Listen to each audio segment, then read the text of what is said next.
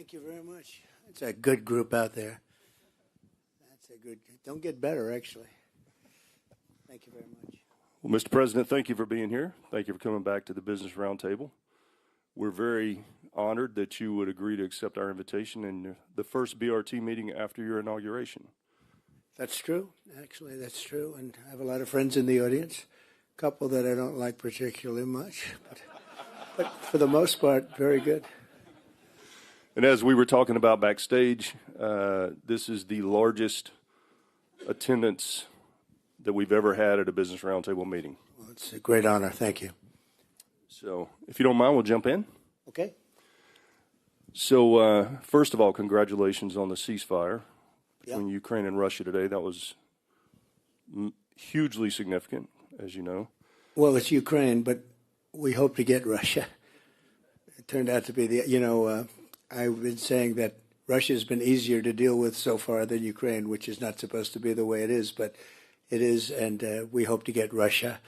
But we have a full ceasefire from Ukraine. That's good. That's very good. And then the people in this room, and we're going to tie us back together. The people in this room obviously are very interested in all the conversations going on around trade and tariffs that are important here. And then you've also had a large-scale effort to root out wasteful spending in the federal government.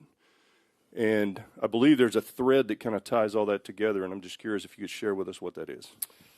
Well, it's basically make America great again. We have a bloated, very dishonest in many cases federal government and bureaucracy that's been a long time coming. Somebody should have done this many years ago.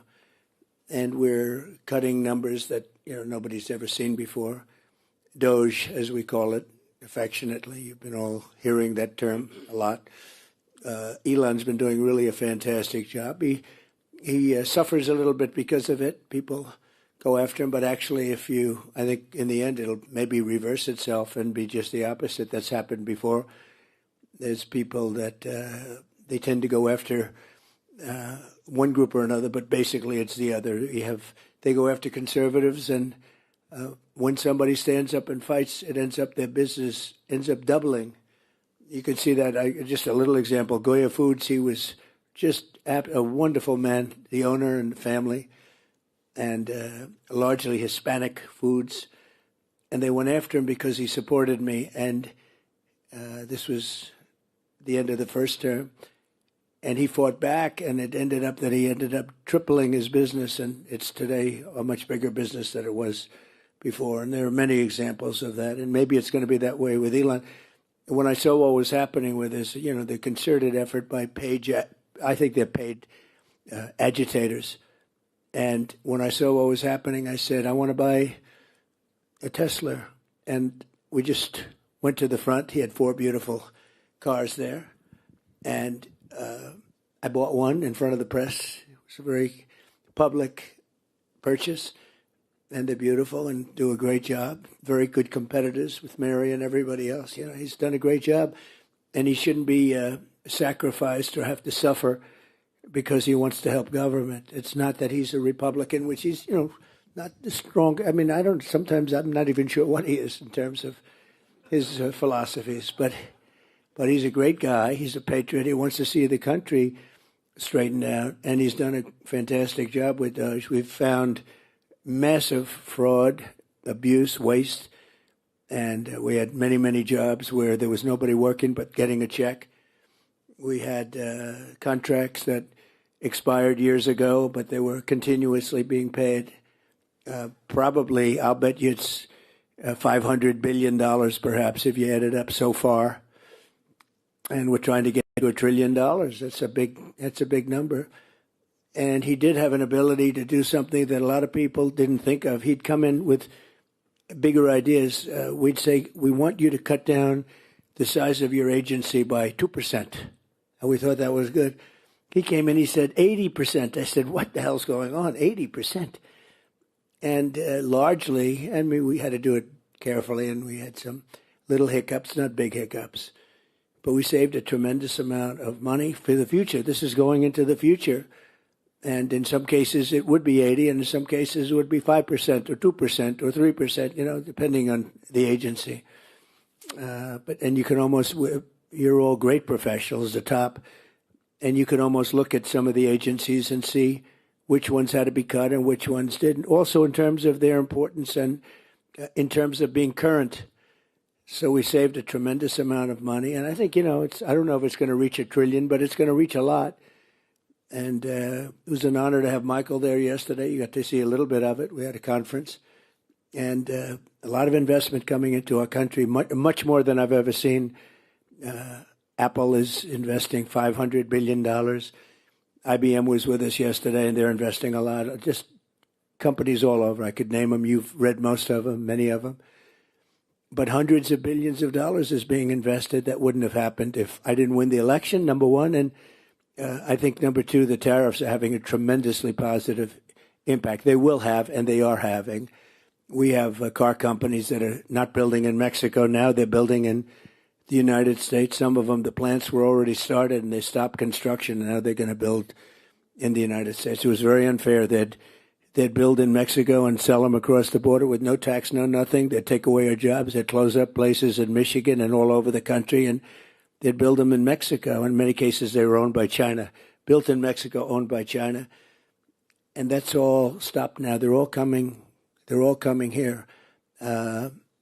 Honda is building a massive plant in different places, Indiana, South Carolina, but also in Michigan, a lot in Michigan. A lot of activity is happening. They're looking all over the place for places, and that's because there is a good spirit. There's a renewed spirit, and also, very importantly, the tariffs are, they don't want to pay 25% or whatever it may be. It may go up higher, maybe go up higher. Look, the higher it goes, the more likely it is they're going to build. And ultimately, the biggest win is not the tariff. That's a big win. That's a lot of money. But the biggest win is if they move into our country and produce jobs. That's a bigger win than the tariffs themselves. But the tariffs are going to be throwing off a lot of money to this country. And we've been ripped off for years by other countries, many, many decades. And they were doing the same thing. But I think we'll do it better. And I think we have a bigger advantage because we really are the piggy bank. They weren't. Looks good. Take number two. Yeah. That's beautiful.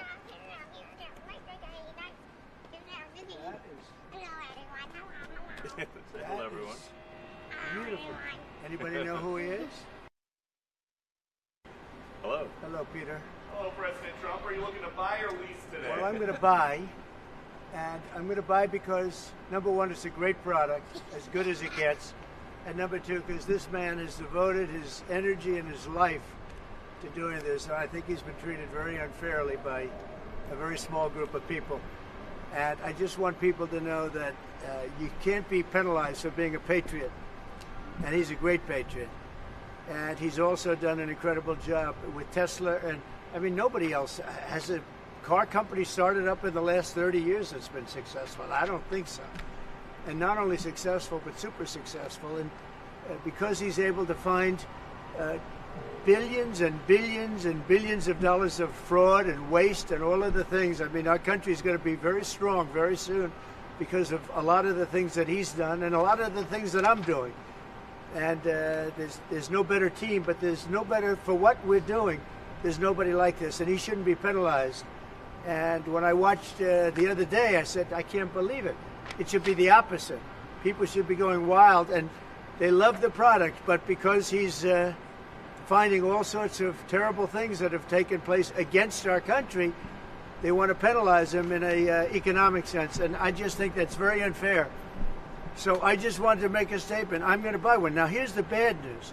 I'm not allowed to drive because I haven't driven a car in a long time, and I love to drive cars. But I'm going to have it at the White House, and I'm going to let my staff use it. I'm going to let people at the place use it, and they all are all excited about that. I'm not allowed to use it. Can you believe it? One of my great things in life is that I can, I like to drive cars, but I'm not allowed to. And I will say this one, the Cybertruck, I bought for a very special young woman. Do you know? I'm sure you've never heard of her, Kai. And she's a great golfer, and she puts the clubs in the back, and I guess it's a very safe deal. She loves it. And I actually bought one about a year ago, and she loves it. And it's very safe, it's very strong, heavy. It's all steel, stainless steel. But the cars themselves. So, what is this one, Elon? That's the Model Y. That's a Model Y. So I have a lot of information, including the price. Yeah. I want to make a good deal here. You know, I do notice this. They have one, which is $35,000, which is pretty low. What is that all about? Yeah, it's, I guess we wanted to make the point that Teslas aren't all expensive. You can get a Tesla for as little as $35,000. Yeah. And I just wanted to thank the president for his support. This means a lot. And also thank everyone out there who is supporting Tesla. It's really terrible that there's so much violence being perpetrated against people like Tesla, Tesla supporters, Tesla owners, Tesla stores. These are innocent people who've done nothing wrong. You know. But nobody's been. I mean, it hasn't been. There's been some physical damage, a little damage, and we want to keep it that way because I don't want to say this. It's just not the appropriate. But law enforcement's out there watching everybody. We don't want this to happen, and not to somebody that's been so good to our country. He didn't have to do this. He didn't have to go through this, and we can't let it happen. And aside from that, I happen to love the product.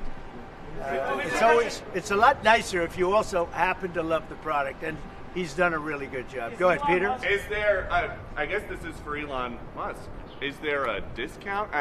President Trump wrote the art of the deal. Is there any kind of room for negotiating here? Let me answer that. I know he'd give me a discount, but honestly, I don't want to ask for one. You know, I'm president, so I want to pay full price. And what is your message, President Trump? Buying a new car while there are some folks who will see this clip at home and they are struggling with their retirement accounts down at the moment, uncertainty about work ahead.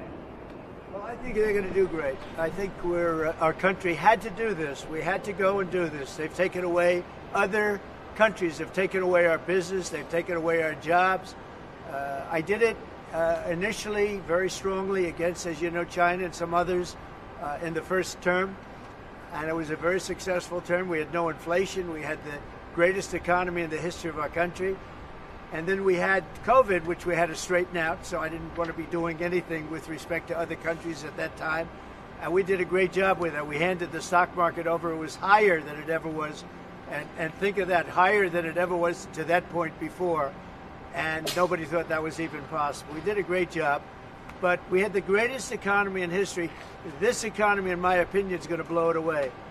But what I have to do is I have to get the workers back. I have to get the factories open. We have 90,000 factories and plants are closed from what you had just prior to NAFTA, which is not very long ago. 90,000, think of it, 90,000 factories and plants are closed from what it was, and it's just not right. So, and we gave it away. Presidents before me gave it away, and I could name every one of them, but they gave it away, and we're taking it back. We're taking our jobs back. And one of the things I'll say, by the way, speaking of Tesla, he manufactures more cars. I mean, he opened this incredible plant, one of the largest plants in the world, in Texas. Could you talk about that, Elon? Yeah, it's worth noting that the Tesla cars have the most U.S. content of any cars on the market. So they're the most American-made.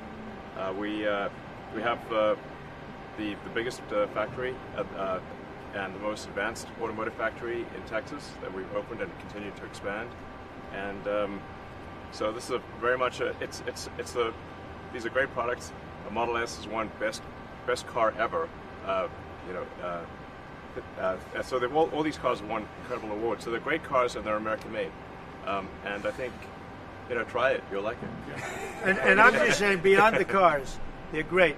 But we have to celebrate somebody that has the courage to do this. He could have said, "I'm not doing anything. I'm not going to get involved. Let the country go to hell." He didn't want to do that. And remember, he's going to find, and we're up to almost $500 billion worth of waste and fraud and abuse. $500 billion. We're giving $2 billion here, $2 billion there, not millions. It was a bet. If it was $1 million or $2 million, that's a lot of money. But we're talking about billions of dollars being given to defunct, scams.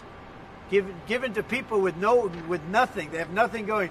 They open up a subchapter S corporation, and they put $2 billion into it from nowhere. And we've caught a lot of them. I wish we could catch all of them, but we've caught a lot of them. And he's been largely responsible. So we have to celebrate him. And it's not that he's conservative. I don't even know if he's conservative. I will tell you this. These days, I've been doing this for, I've known him for a pretty long time. He endorsed me. I didn't know him that well when he endorsed me. But in the time I've known him, he has never asked me for a favor. He didn't ask me for this. I said, you know, Elon, I don't like what's happening to you. And Tesla's a great company. I don't like what's happening. It's from our standpoint, American cars, American made. He employs thousands of people. He's got, at the same time, he has the most modern plants in the world. I said, I don't like what's happened to you. I'm going to do it. I didn't even know he was going to come. He's never asked me for anything. He endorsed me, and he never asked me. I didn't even know he was going to endorse me. The guy has never asked me. He's not saying, in fact, I could go a step further. I ended the electric mandate. Okay? I ended the electric mandate. And I figured, when's this guy calling to raise hell with me? And he never called. I mean, he never called me. If I were him, I would have called. So on that, Because he's probably even better than I am. Mr. President, is Elon Musk rubbing off on you? Is electric then the way to go? It's not that I'm not. This isn't for electric or gas because people have their choices. Yeah. I'm just saying that I know people that have these cars. I know one man. We see him all the time. Yeah. He's constantly. He has 5 of them. Yeah. He thinks it's and he was a big guy for Ferraris and other things. And he says, "Man, it blows him away." I know other people. They have 3, 4. They love them. They love them. And some people like the gas, and they should have their options. Right. I'm all about options. But I'm telling you, I ended the electric mandate, and I was waiting for a call. I said, did Elon call yet? They said, no, sir. The next day, what about Elon? Did he call? He never even mentioned it to me, never complained. Until this moment, I'm just bringing it up. Who would do that? Yeah. He has never asked me for a thing.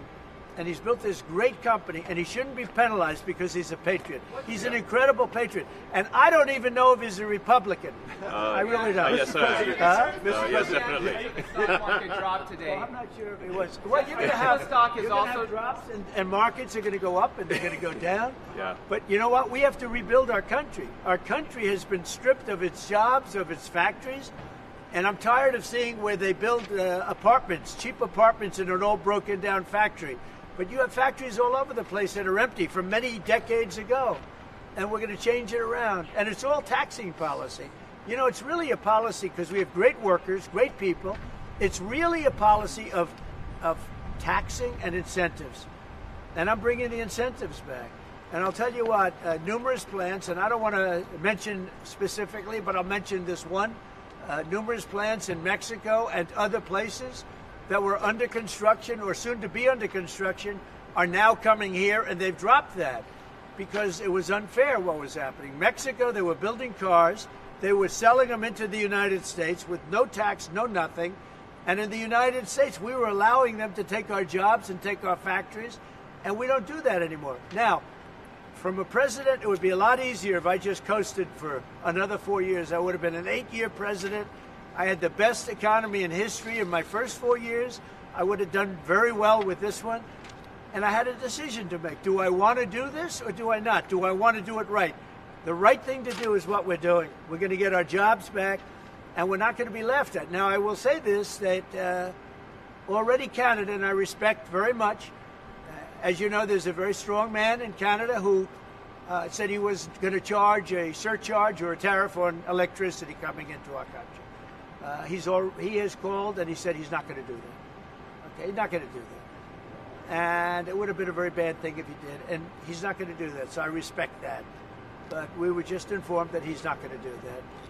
Look, we've been treated very unfairly by Canada. We've been treated very unfairly by Mexico. But we've been treated very unfairly by every country all over the world. The European Union is horrible, horrible. And we're going to get it back. And I have a choice. I could just coast, and eventually there'd be a blow-up down the road, maybe a long way. But we owe $36 trillion, and we're going to get it back. We're the biggest, we're the best, and I'm very optimistic. I have to tell you, I'm very optimistic about the country. Much more optimistic this way than if I did it the easy way. Yeah. I could have done it the easy way. I could have coasted. Biden left us a mess. He left us tremendous inflation, tremendously high costs of products. He left us a mess, but he also left us a mess with millions of people that poured into our country that are criminals. Millions of those people happen to be criminals. And we're looking for them all over the place. We're looking for them. And Holman and Christie are doing an incredible job. But he left us a horrible situation, and we're changing it. But one of the things we're changing is we're going to make our country really wealthy again. We're going to bring our jobs back. Right now, we're like a chicken that's being plucked at from all over the world. We're not going to let that happen anymore. Mr. President, But very importantly, and I said it, Ukraine, ceasefire. Ukraine, ceasefire. Just agreed to a little while ago. Now we have to go to Russia, and hopefully President Putin will agree to that also, and we can get this show on the road. We can get this horrible war where 2,000-3,000 soldiers a week, every week, 2,000, 3,000, 4,000 sometimes. I get the reports. And they're not American soldiers. They're Ukrainian and they're Russian. But people are being killed outside of that. People are being killed in the cities as things explode throughout the cities. And we want to get that war over with. So I think it's a very big, I think it's a big difference between the last visit you saw at the Oval Office and this. So that's a total ceasefire. Ukraine has agreed to it, and hopefully Russia will agree to it. We're going to meet with them later on today and tomorrow, and hopefully we'll be able to wipe out a deal. But I think the ceasefire is very important. If we can get Russia to do it, that'll be great. If we can't, we just keep going on, and people are going to get killed. Lots of people. Is Zelensky invited back to the White House? Sure, absolutely. Mr. President, you mentioned the ups and downs in the stock market. You said it'll go up, it'll go down. But do you and your tariff policies right now bear any responsibility for the turmoil we're seeing this week? Biden gave us a horrible economy. He gave us horrible inflation.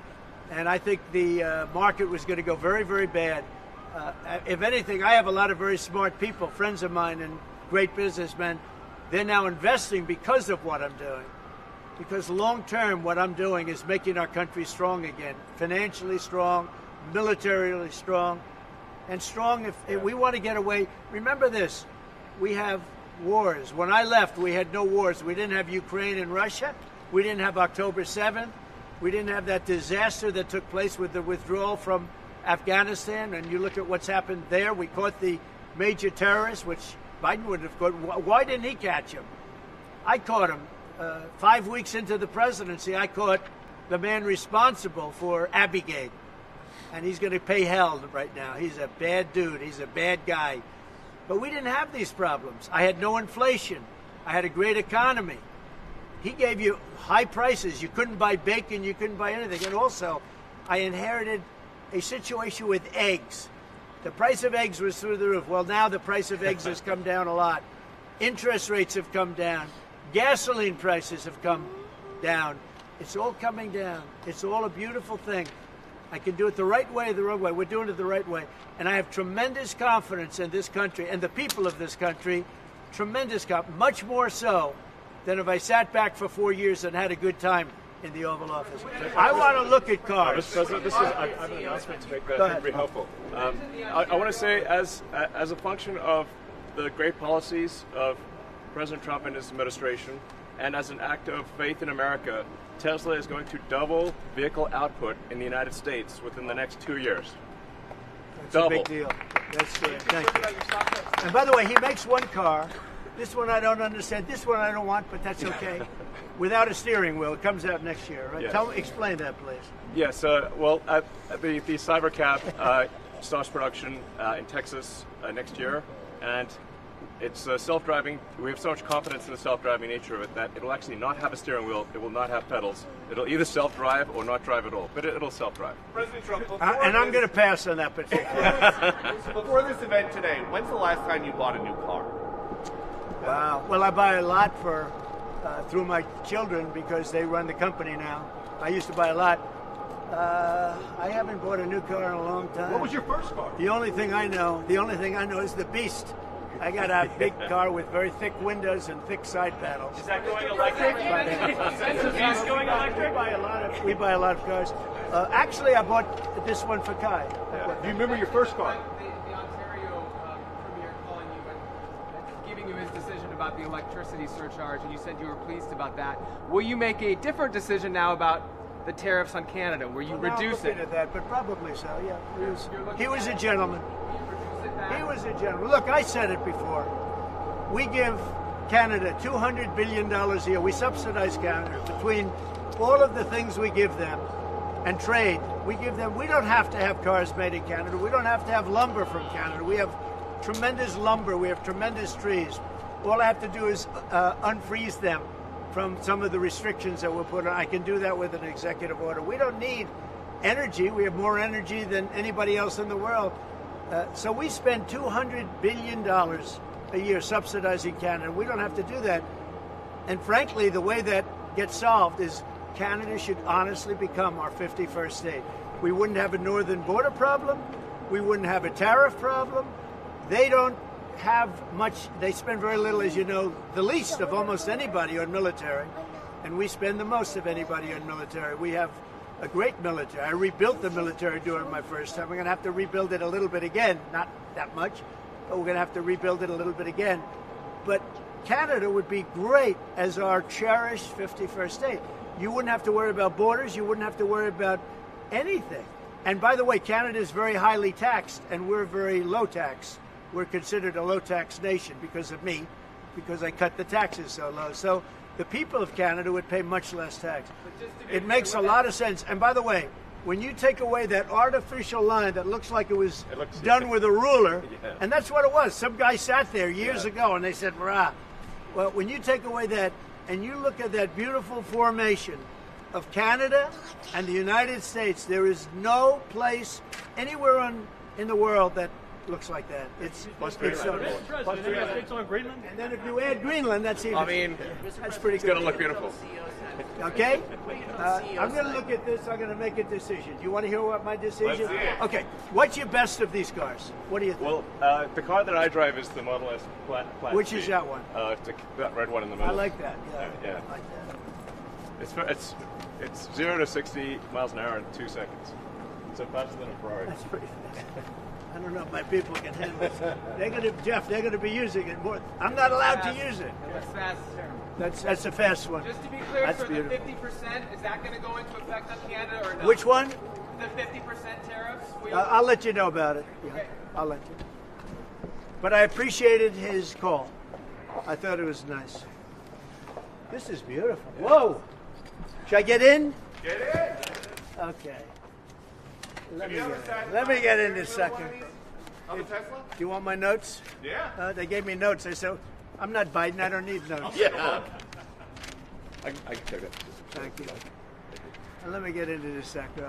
I'll watch Secret Service go crazy. Thank you. I mean, if you actually drove it around, it would Oh, really be that's well. beautiful. Wow. I get into the other side. That's beautiful. This is a different panel than I've had. Everything's computer. That's beautiful. Wow.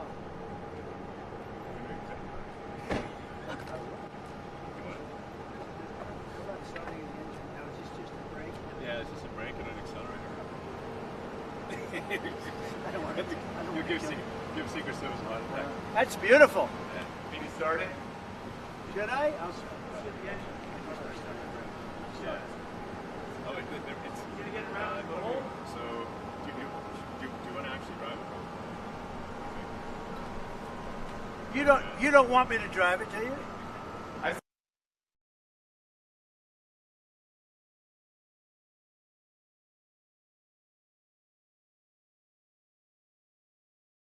Table to make it a little while. I just consider this much more important because I want to buy one of these. My whole staff is so excited because I told them they're going to safely use them, and they can't believe it. So Margot, wherever you are, Margot, she's going to use it. They're all going to be using it, and they're going to have a good time using it. And if I can, oh, there you are, Margot. Look at Margot's right there. What are you, a member of the press now? I think she's become a member of the press. Takes great pictures. What do you think of it, Margot? Do you like the idea? I love it. Okay, good. We're going to have fun. They're very happy. Mr. President, your comments the other day not ruling out a potential recession seemed to rattle the stock markets. The Commerce Secretary said there wouldn't be one. Just so you know. Just specifically on the recession. Yeah. Do you I think this there will be a country, recession? I don't see it at all. I think this country is going to boom. But as I said, I can do it the easy way or the hard way. The hard way to do it is exactly what I'm doing, but the results are going to be 20 times greater. Mr. President. And remember, Trump is always right, right? And what do you say to If you Americans? look at what I've said over the last 10 years, Trump has been right all the time. This is the way to do it. We're going to make America great again. You know, to make it great, you have to have jobs, you have to have factories, you have to have. I look at some of the things that, like this last administration, he was the worst president in the history of our country. Nothing was happening. Nothing. He had no idea what was going on. Our country went to hell. And then to allow millions of people to come in that are prisoners and mental institution patients and all of the things, gang members, drug lords, we're searching them all down now, trying to get them out of our country. And we're going to do that. But on the financial end and the economic end, what we're doing is, to me, it's the most exciting. Our country will be greater than ever before, and it won't take too long. And what's your message to Americans right now, sir, who are worried about the stock market? What's your message to them as they watch it? That's pretty much saying the Cybertruck is worth. Have you been? Let's go see the Cybertruck. I did buy one of these. So this is bulletproof. I mean, look, in terms of imagination, I think I have a great imagination. Who else but this guy would design this, and everybody on the road is looking at it? It's amazing, actually. As soon as I saw it, I said, that is the coolest design. It's. Do you agree with that, Brian? I mean, it's amazing. Very cool. Yeah. You got to give him credit. We want the future to look like the future, and it's kind of what kind of truck would Blade Runner drive? That was the design idea. It's really amazing. Yeah. Elon, are you planning to remain CEO of Tesla while working with President Trump? Is there any thinking on the future at the company? Talking about Tesla, I'm wondering where you're thinking of being. Yeah. I'm CEO of Tesla, and He should. yeah. Any more plans on additional vehicles besides what you have now? Well, we've got the Cybercab coming out next year. The Which one is, with no steering wheel. Are you gonna buy one of those? We'll pass. We're too old-fashioned. Yeah. So, Mr. President, when you look at the market selling off, that didn't concern you, and Nope, where do you see it doesn't going? concern me. I think some people are going to make great deals by buying stocks and bonds and all the things they're buying. I think we're going to have an economy that's a real economy, not a fake economy. It was a fake economy. They were putting in all government jobs. You see what happened last month? We had more real jobs, and government jobs are way down. That's going to continue. Those are real jobs. Those are jobs that keep the country going. You can't have all government jobs. You have no income to pay the workers. Yeah. And a lot of those workers didn't show up to work. That was the other problem. And President Trump, there's this protest leader from Columbia University that the administration is moving to deport. And he said that his arrest is going to be the first of many. How many? I think we ought to get them all out of the country. They're troublemakers. They're agitators. They don't love our country. We ought to get them the hell out. I think that guy, we ought to get him. I heard his statements, too. They were plenty bad. And I think we ought to get him the hell out of the country. I watched him. I watched tapes specifically. I watched tapes. And you can have them, okay? You can have them. And you can have the rest of them. Let them go to school. Let them learn. Columbia used to be a good school. Now it's been overrun because of bad leadership. That's what happens. Happens to countries, and it happens to universities, and it happens to companies. And I don't want it to happen to a guy that did nothing wrong. He did everything right because he did a great company. But what he did by coming into government to help government from years of abuse, from decades of abuse, and you see that when you look at Social Security, where you have 200-year-old people on the rolls of Social. That's just, he uses the word care. People don't care. Everyone knows that. But it's also, I believe it's also large fraud. I think it's that. But I think it's also large fraud. So I'm just telling people, this man is a great patriot, and you should cherish him. You should cherish him. You know, I have a little statement. We have to take care of our high IQ people because we don't have too many of them. And we got to take care of them. As you guys look at the Social Security Administration and you guys are looking for fraud and waste and abuse, can you guarantee people who are concerned about an interruption to benefits that there will not be? Yes, we're going to be very careful with any interruption to benefits. In fact, only by tackling the waste and fraud in entitlements like Social Security, Medicare, can we actually preserve those programs for the future. Because with unchecked fraud and waste, we won't be able to afford them. The president's very dedicated to solving the budget deficit, which if we don't solve the budget deficit, we're going to go bankrupt as a country. If we go bankrupt as a country, there's no Social Security, there's no Medicare, there's no nothing. And to sort of echo what the President was saying, what really matters is moving people from jobs that are relatively low productivity in government to high productivity in the private sector, increasing the true output of products and services. That's the real economy. That's what actually enables Americans to have a higher standard of living, and that's what's happening. And that's, I think, you'll see the truth of that in the months to come. And we're going to make it really much stronger by taking people that don't exist or taking people that shouldn't be there out, by taking illegal aliens that are on Social Security or Medicaid and Medicare. By taking them out, we're making it much stronger. The country will be much stronger, but it's going to really be stronger economically. And when you look at what we're doing, I've been called by so many companies. Yesterday, as you know, I had a meeting with some of the biggest tech companies in the world. And all they're talking about, IBM was there. We had a lot of them. Michael Dell was there. We had a lot of great companies, Hewlett Packard. And all they're talking about is investing in this country. They want to be sure. Don't forget, they're looking down the road 10 years and 15 years. They want to make sure we have a strong country. They're all coming in. As you know, Apple, Tim Cook, he said that he's going to invest $500 billion in the United States. He never did that before. He invested in China. He's got his plants in China. And now he's got them going to be building in the United States. And if I didn't have a victory in that election, he wouldn't be doing it. And if I didn't say what I'm saying, and I'm being very honest, and it's much more difficult than just sitting around and having a great time. It's a very glamorous position if you want to do that. We could have kept it, but eventually bad things would have happened. This way, good things. I'm very optimistic about the country. I think we're going to have the greatest markets we've ever had, and it's going to be really fueled by what we're doing. You had to see these companies yesterday. They're investing billions and trillions. They're investing trillions of dollars here. They wouldn't have invested 10 cents.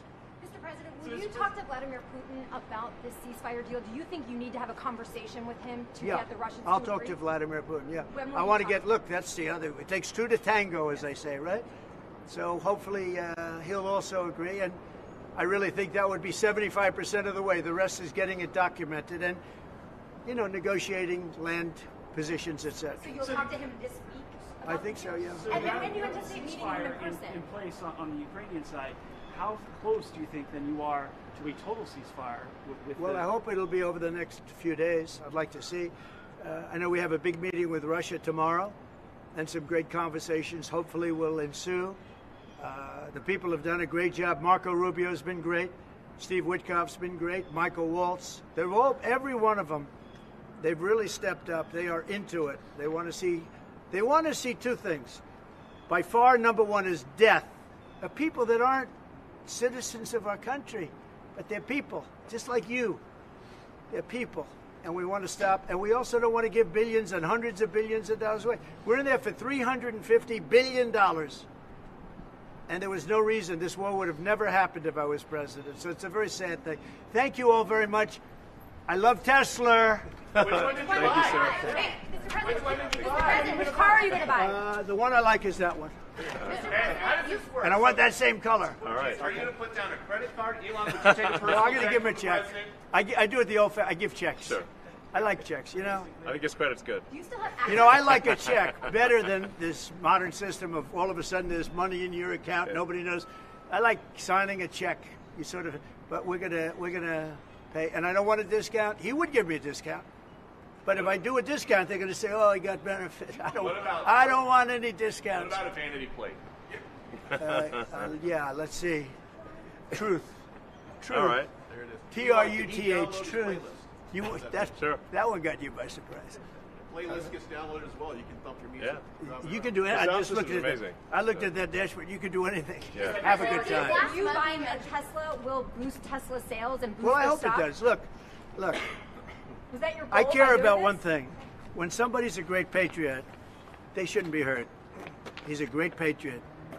He didn't know me from Adam until we met a little bit when I was in my first term, but he came out, he endorsed me very strongly, and I admired that, I respected that, and I respected him for years. I respected him. And when there was a chance to help our government, you know, you're not going to use an average person. Some people would say, well, let's use somebody that failed in business for his whole life. You know, this guy has been amazing. And the kind of thinking is it's from a different age. It's really from a different age. When we said, let's cut 2%, he said, let's cut 60%. And he turned out to be right. And a lot of people are just not here. They don't work for us. I mean, they're getting checks and they don't work. And you know, Peter, look, we have so many different stats and so many different figures. And it's so embarrassing to us as a country. No, we're going to have a streamlined country with good people. And one of the reasons, and I called for it wasn't a cabinet meeting, it was just a meeting of some cabinet members and Elon. The one thing, and I think he agrees with me 100%, it's one thing to cut, but we want to cut the wrong people, meaning we want to cut people that aren't doing the job. We want to keep the right people. Absolutely. And I said, I don't want to just say we're going to cut 50%. I want to cut the people that aren't doing the job, the people that aren't there, the people that are scamming the system. And he agrees with that 100%. And are you sure you don't want to take a test drive? I'd love to do it. Maybe I'll do it some other time. Do you really want to keep working with you throughout your first term? I mean, is there going to be an end date for the two of you working together? I don't know. You know, I was thinking about that the other day. I think he'll know when it's time. Okay. Well, he doesn't want to stay around. It's just, although I think he does like it. There's no place like the White House. Okay, so maybe. Would you want to stay? I don't think that. I think he wants to get the job done, get back to his businesses. That's what I think. I just want to. I'll stay as long as it's useful and productive, and if I can help the country, I'll stay and do so. Okay. Thank you, everybody. Thank you very President much. Trump. Good-looking guy here. Right? Elon. Thank you, everybody. Thanks, guys. Thank you, everybody. Pulitzer Prize. It's nice, Susie. Huh?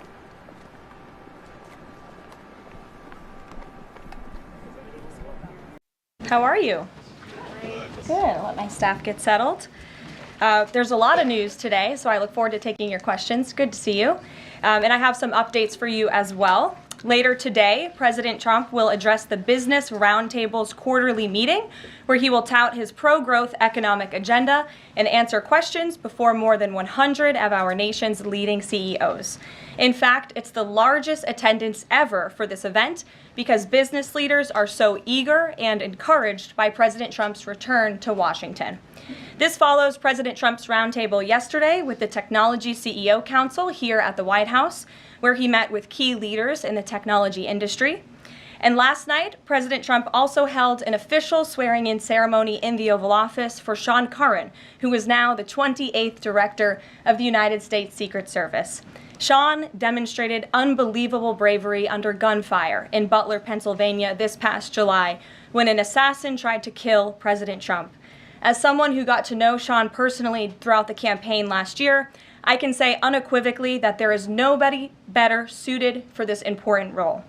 And following the confirmation of Labor Secretary Lori Chavez DeRomer last night, the Senate has now confirmed 21 of President Trump's well-qualified cabinet-level nominees, far outpacing the previous administration.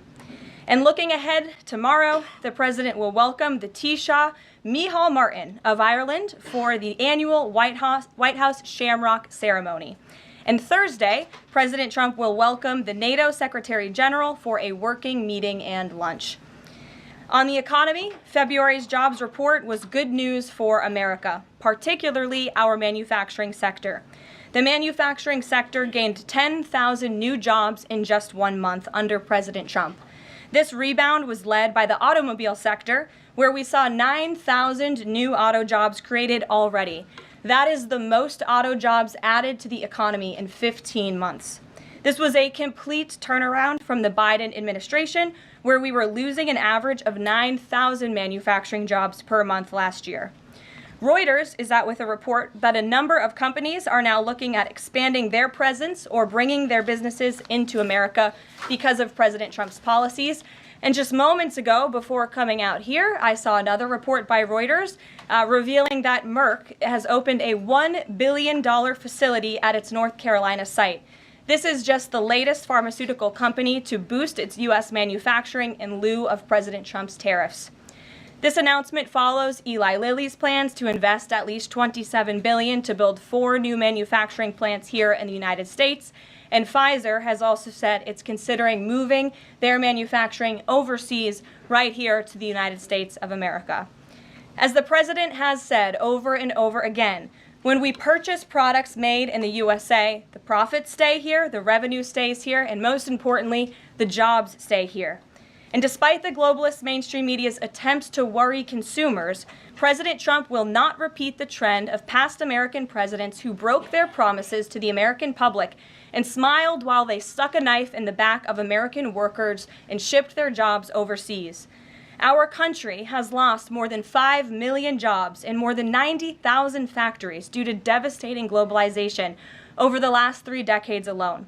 North Carolina lost 300,000 manufacturing jobs, including 60% of its furniture manufacturing jobs in the years following NAFTA.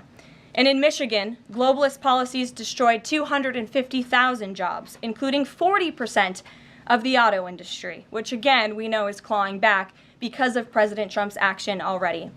These are harrowing statistics that represent countless towns and families who have been completely destroyed. But the America Last globalist era is ending under President Trump. He will no longer allow our country and our workers, our hard-working American families, to be ripped off. On another very important issue for the president, he continues to work hard to secure the border. If you missed it yesterday, CBP launched an enhanced home mobile app with a new feature, the Intent to Depart, which offers unlawfully present aliens or those aliens whose parole has been revoked an orderly and defined process to notify the U.S. government of their intent to depart the country. The CBP Home app strengthens our mission to secure the border and provides illegal aliens with a straightforward way to leave now before facing much harsher consequences later. A new report from Bloomberg just found that the number of aliens trying to reach our country by traveling through the jungle to Central America dropped a whopping 99% last month. And this follows the incredible news that illegal border crossings plummeted last month as well, down 94% at our southern border from last February under the Biden administration. As President Trump made clear during his historic address to Congress, we must finish this job and continue to carry out the largest deportation campaign in American history. And that is why the president fully endorses the continuing resolution that is before Congress and was negotiated by Speaker Johnson. He is encouraging all Republicans to vote yes on this clean CR, which freezes funding at current levels and will prevent the Democrats from getting their long-awaited government shutdown. Voting against this CR will hurt the American people and kill the incredible momentum that President Trump has built over the past 51 days. And lastly, before I take questions, I would like to commend the Washington Post, who I believe is in the room today. According to a new report from Axios, the Washington Post is overhauling their newsroom structure. It appears that the mainstream media, including the Post, is finally learning that having disdain for more than half of the country who supports this president does not help you sell newspapers. It's not a very good business model. And that's why we have people in our new media seat. And today we have Sargar Anetti, who is the host of Breaking Points, a popular political YouTube news and podcast show that has racked up nearly 1 billion views on YouTube, several hundred million podcast downloads since its launch in June 2021. He's also a former member of the White House Correspondents Association, but is now a part of the thriving independent media.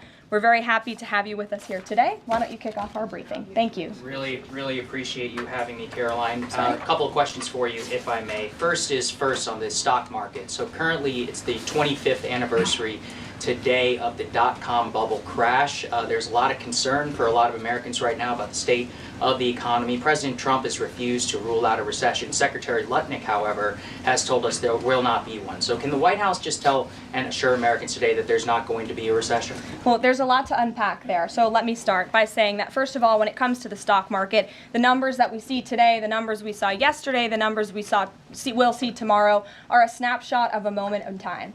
And as President Trump has said, and I'm here to echo the remarks of this president of this White House, we are in a period of economic transition. We are in a period of transition from the mess that was created under Joe Biden in the previous administration. Joe Biden left this country in an economic disaster. several statistics to point out. The delinquency rate on credit card loans increased 63% under Joe Biden, hitting a near 12-year high.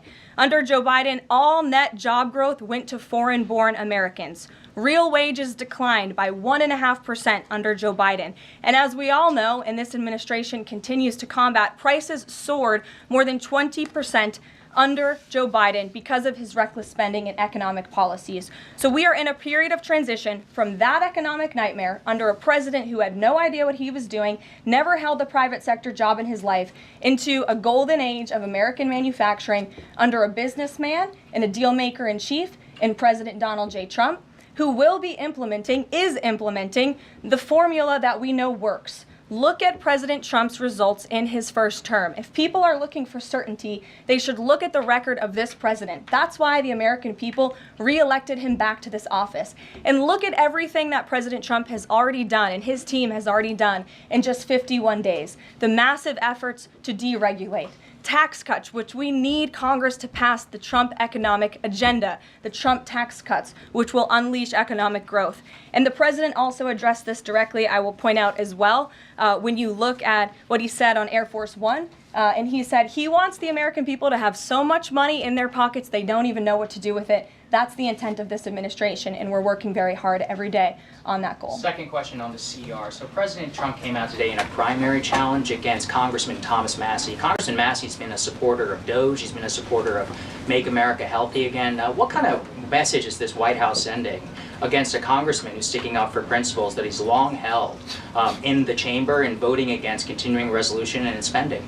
I think the president has made it very clear that he believes it's critical for conservatives and Republicans and frankly all members of Congress to get behind this continuing resolution to keep the government funded. The president wants to continue the momentum that he has built over the last 51 days.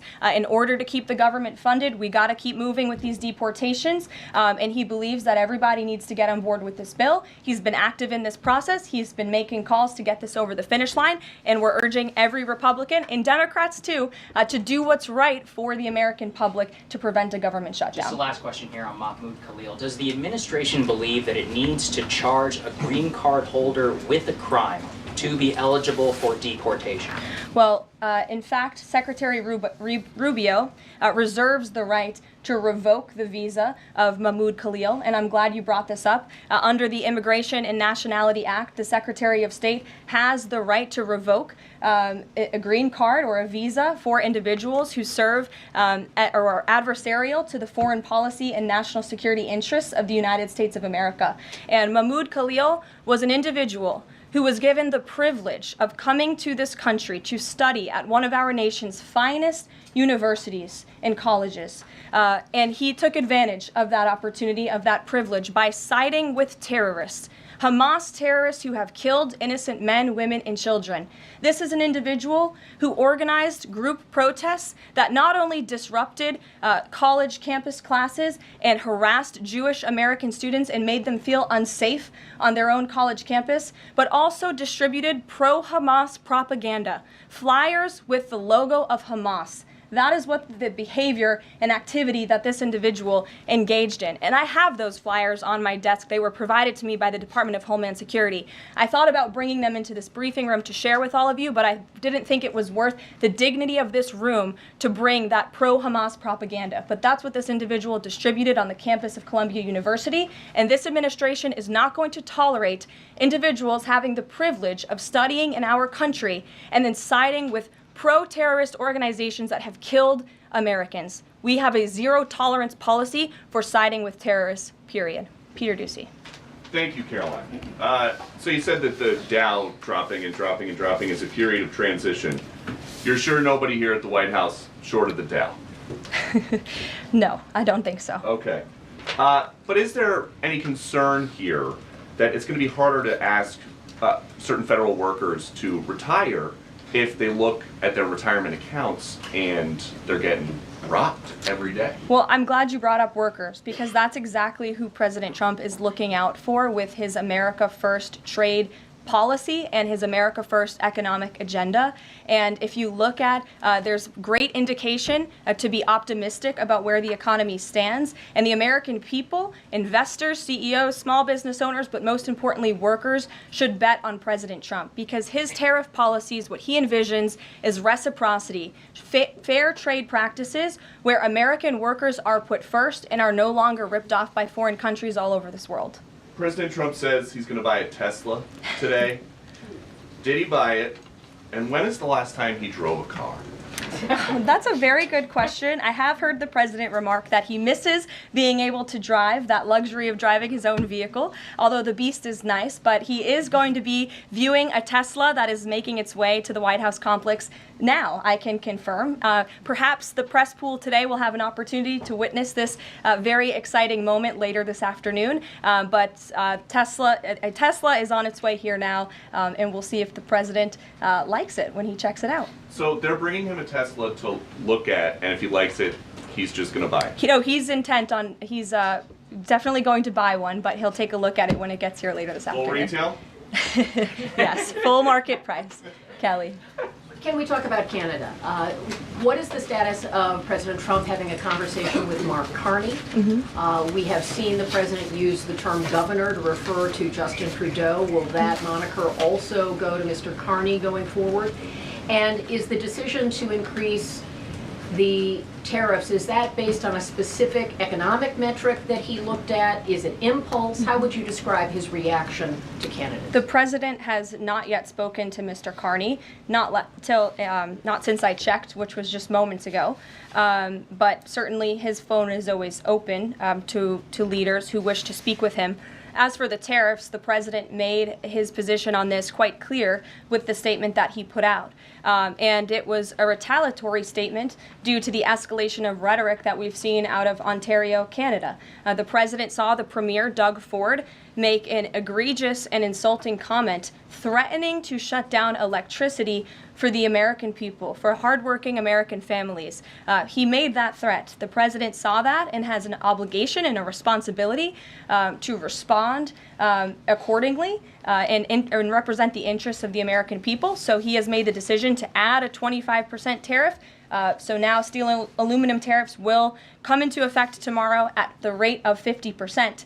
And our steel and aluminum industries have actually applauded these tariffs because, again, they know it's going to grow their industry here. It's going to allow them to export more steel that is made right here in the United States with American workers. Egregious and insulting are your words here, but that's what many Canadian leaders have said about the actions President Trump has taken toward Canada.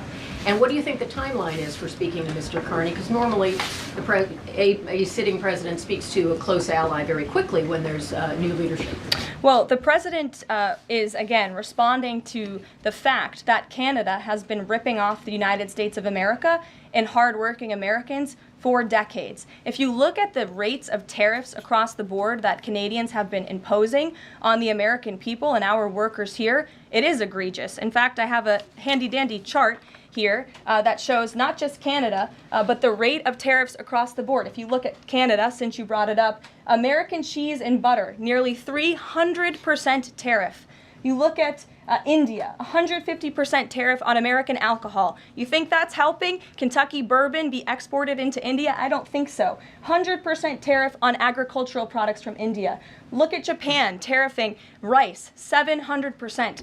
President Trump believes in reciprocity, and it is about dang time that we have a president who actually looks out for the interests of American businesses and workers. And all he's asking for at the end of the day are fair and balanced trade practices, and unfortunately, Canada has not been treating us very fairly at all over the past several decades. To the woman in the purple, because I saw you were making a face at my previous answer, so what's going on? Actually, I have a couple of questions. At the core of pro-Palestinian protests on college campuses and elsewhere is a demand to end the war in Gaza, a goal that this administration actually supports and has pursued. So why has this not been acknowledged or highlighted even? Because these colleges and these protests have again put out Hamas propaganda. The flyers that have been distributed call for violence. The flyers that have been distributed have the logo of an organization that has held Americans hostage, that murdered innocent babies, that murdered men, women, and children. They are a designated foreign terrorist organization, and we are not going to tolerate non-citizens, foreigners who come here on a visa engaging in such behavior, siding with terrorists. And the Secretary of State reserves the authority to revoke the green card or the visa of an individual who serves as an actually it says right here, reasonable grounds to believe that the alien's presence or activities in the United States would have potentially serious adverse foreign policy consequences to the United States. And I think siding with Hamas makes that quite clear. Secretary Rubio exercised that authority, and we fully believe that we are going to move forward with more arrests, as President Trump previewed in his statement yesterday. Ed. Yeah, thanks. Go ahead. So are there conversations between the administration and the Canadians going on over this tariff? Because the Ontario Premier says the next step is to cut off electricity to the U.S. And the president put out a statement after seeing those comments and said that it would be there would be grave consequences imposed on Canada if they think about shutting off electricity for the United States of America and our citizens. And the president is also determined to ensure that we are depending on American electricity, not the electricity production of foreign nations, including our allies in Canada. As for conversations, there is continued correspondence between the president's team, particularly Secretary Lutnick, and the Canadians as well. And in the market reaction, how do you sell to the American people then after they're looking at what's happening in the markets this week and say that the tariff policy long term is something good? Well, just think about what the tariff policy long-term will do for our country. I think many of us probably grew up in small towns. I know at least I did, and the main street in my small town looks a heck of a lot worse than it probably did decades ago before I was alive. At least my parents and grandparents tell me so. And I know many Americans feel that same way. What the president envisions for this country is for the United States of America to be a manufacturing superpower where there are American factories and businesses owned by Americans, producing goods that we are exporting to the rest of the world. Those revenues will stay here. It will increase wages for people here in our great country. It will ensure our national security, and it will boost the morale of the American people to have thriving industries again. Think about Detroit, Michigan. Think about North Carolina, as I mentioned, that used to have a thriving furniture industry that no longer exists because of the globalist trade policies of previous and past administrations. And the American people gave the president a tremendous opportunity to restore American greatness and restore our manufacturing dominance, and he's intent on doing just that. John. Thanks a lot, Caroline. Two questions for you. First, on the CR, you put up on the screen the president's message to Republicans to support this continuing resolution. Is there outreach to Democrats? Because what we've seen since the beginning of the fiscal year is that in order to get a continuing resolution, you need bipartisan support and you need compromise. Well, right now, we are focused on House Republicans and on the House, because that's the first step, as you know, John. And so the president has engaged in correspondence with House Republicans, whipping votes and getting them to a yes, which I understand has been pretty successful this morning thus far. And so, again, the president is encouraging Republicans especially, but again, as I said, all members of Congress to vote to continue funding this government so we can continue the business of the American people, which elected President Trump to do. And then on financial markets, we've seen this decline yesterday. We see it today as well. It seems that the read on the president's policies is one in which they do not have confidence in his trade tariffs policy. They do not have confidence in what the president said to Fox News over the weekend, that he didn't rule out the idea of a recession. What is your read in terms of the decline that we've seen over the last week and a half in financial markets? Well, I think there's actually a lot of reason to be confident, and many people do feel confident. Just look at the nearly $2 trillion in private investment that this president has secured. Look at the comments made by the CEO of Apple, one of the biggest companies in this world, who said that he is bullish on the future of American innovation under the leadership of President Trump.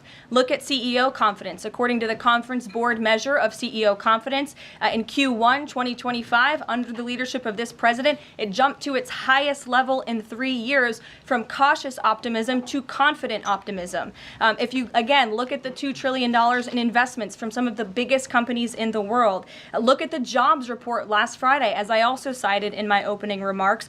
Fox Business reported that Trump sees a manufacturing boom in first full jobs report of his second term. Look at the auto jobs that have already poured back into America. We added 9,000 new auto jobs. Those are sticky jobs. Those are good paying jobs. That's 9,000 American families who will now be able to live the American dream because of the policies of this administration. You also look at small business optimism. The NFIB put out a report this morning. Small business optimism continues to be far higher than it ever was under the previous administration. There's a lot of reason to be optimistic. And again, the American people, CEOs and people on Wall Street and on Main Street should bet on this president. He is a deal maker, he is a businessman, and he's doing what's right for our country. He wants to restore wealth to the United States of America. Michael, good to see you. Hey, Carolyn, thank you. 2 questions, if I may. Will the administration be providing any relief to states affected by the Ontario power tariff? Well, the president has made it very clear that Canada would be very wise not to shut off electricity for the American people, and we hope that that does not happen. As for what would happen if that does take place, I'll leave it to the president to make those decisions. And does President Trump share the Justice Department's concern over rising egg prices and possible collusion of big egg? Well, we definitely do share the concerns of the American people when it comes to the price of eggs. However, good news, the average cost of a dozen eggs is actually down since Secretary Rollins and President Trump announced their plan. It's down $1.85. So that's good news on the cost of eggs. And as we know, under the Biden administration, egg prices went up 22%. This is another example of an economic mess that President Trump inherited, and the Secretary of Agriculture and the President are focused on fixing it. Secretary Rollins put out a 4-point plan, to address this crisis, and she has been honest and realistic with the American people, as this administration always is. It will take about 3 to 6 months to get the egg supply back to where it should be, but she's focused, and this administration is focused on doing that every day. Karen. Thanks, Caroline.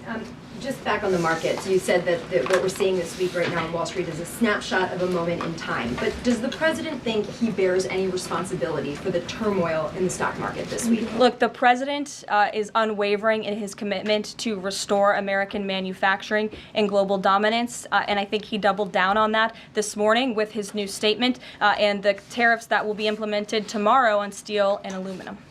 And he has said recently he's not looking at the market. He said you can't really watch the stock market, but all of the gains since Election Day have been erased in the S&P 500. At what point, how far do stocks have to fall before the president considers it a factor and changes course? Again, as I just said, the president will look out for Wall Street and for Main Street, just like he did in his first term, and people on Wall Street and Main Street should bet on this president. He's doing what's right for this country. Nick, good to see you. Good to see you too. Thank you, Caroline. So, is the president prepared, like what we saw with Congressman Massey, to pressure other Republican lawmakers into supporting this continuing resolution? Well, he is very much, as I said, engaged in this process. He's been making calls to lawmakers on Capitol Hill, and I think his statements against Congressman Massey speak for themselves, and I will let the president put out any additional statements if he chooses to, but he fully expects all House Republicans to vote for this continuing resolution. And just to follow up, can we start to anticipate seeing more of the president weighing in on upcoming 2026 races like we saw this morning? I'm not sure about that. I'm not even sure if I'm allowed to speak about that from this podium. I would check in with our outside political team for guidance on future races and the president's involvement. Elena. Thank you. I wanted to ask about some comments Elon Musk made yesterday. He said that there is $500 to $700 billion in waste and fraud and entitlement spending. He called it, quote, the big one to eliminate. Earlier this month, he also referred to Social Security as a Ponzi scheme. Should Americans expect changes, big changes, to Social Security and Medicare? President Trump has been unequivocally clear on this. He is going to protect Social Security and Medicare benefits and Medicaid for hardworking Americans who paid into these entitlement programs and deserve those hard-earned benefits. And unfortunately, the mainstream media has taken Mr. Musk out of context. I saw a Bloomberg headline that our team actually worked on getting updated and fixed because it was so wrong, and it took Mr. Musk out of context. What he was specifically referring to cutting was the waste and the fraud and abuse that does exist in these programs. According to an IG report from the Social Security Administration, there's more than $70 billion of fraud in the Social Security program alone that we know of. And so the president will continue to protect these programs for hardworking Americans, and actually cutting the waste, fraud, and abuse out of these programs will protect it for hardworking Americans. But Caroline, respectfully, he said around $500 to $700 billion. There was no evidence to claim that. And also, if that is the case, that would represent more than a third of what Social Security paid out last year, maybe 20% of Social Security and Medicare. Again, if you read his full quote, he said, "We think," so it's an estimate based on what he's seen. He's not saying definitively, he's saying that's what DOGE suspects and thinks. And that's exactly why DOGE was created, to ensure that we are investigating the fraudulent spending, the wasteful abuse across our federal government. And I would remind everybody in this room that 77% of the American people support this effort by Elon Musk and DOGE to identify such waste, fraud, and abuse. Caroline. Go ahead. Thanks, Caroline. You're welcome. If we could just step back for a second. When President Trump last addressed the BRT when he was on the campaign trail, his big push was on tax cuts. He's going there today as he's proposing tax hikes in the form of tariffs. Not true. And I'm curious He's not doing why that. he's prioritizing that over the tax cuts. He's actually not implementing tax hikes. Tariffs are a tax hike on foreign countries that, again, have been ripping us off. Tariffs are a tax cut for the American people, and the president is a staunch advocate of tax cuts. As you know, he campaigned on no taxes on tips, no taxes on overtime, no taxes on Social Security benefits. He is committed to all three of those things, and he expects Congress to pass them later this year. I'm sorry, have you ever paid a tariff? Because I have. That's they it. don't get charged on foreign companies, they get charged on the importers. And ultimately, when we have fair and balanced trade, which the American people have not seen in decades, as I said at the beginning, revenues will stay here, wages will go up, and our country will be made wealthy again. And I think it's insulting that you are trying to test my knowledge of economics and the decisions that this president has made. I'm now regret giving a question to the Associated Press. Mary, go ahead. Hey, Caroline, I have two if that's okay. The first one was on Russia, Ukraine. I know Special Envoy Witkoff said yesterday that Zelensky apologized in his letter to Trump. Can you share any more about that letter and what else might be interesting from it that we don't know? Yes, the president did reference that letter, as you're saying, in his joint address to Congress. And I do have an update. As you know, Secretary of State Rubio and our National Security Advisor Mike Waltz have been negotiating with the Ukrainians today in Saudi. They will be providing a full readout of that meeting very soon. But I can assure you and everybody here and the American people that the news we've received from that meeting throughout the day and the president has been briefed on is positive. This meeting has been productive. I will let Secretary of State Rubio and our National Security Advisor speak to the specifics of what has taken place today when they are ready to do so when the meeting concludes. Lindsay, go ahead. Referring to Mahmoud Khalil, the president has said this is the first of many arrests like this. Does the administration have a rough estimate of how many arrests you're planning to make similar? I don't have an estimate. I do know that DHS, based on very good intel that they have gathered at the direction of the president's executive order, which made it very clear to the Department of Homeland Security that engaging, as I said, in anti-American, anti-Semitic, pro-Hamas protests will not be tolerated. So since the president signed that executive order and since Secretary of Known has taken the oath at DHS, they have been using intelligence to identify individuals on our nation's colleges and universities, on our college campuses, who have engaged in such behavior and activity. and especially illegal activity. And so I don't have a readout on how many arrests will come, but I do know that DHS is actively working on it.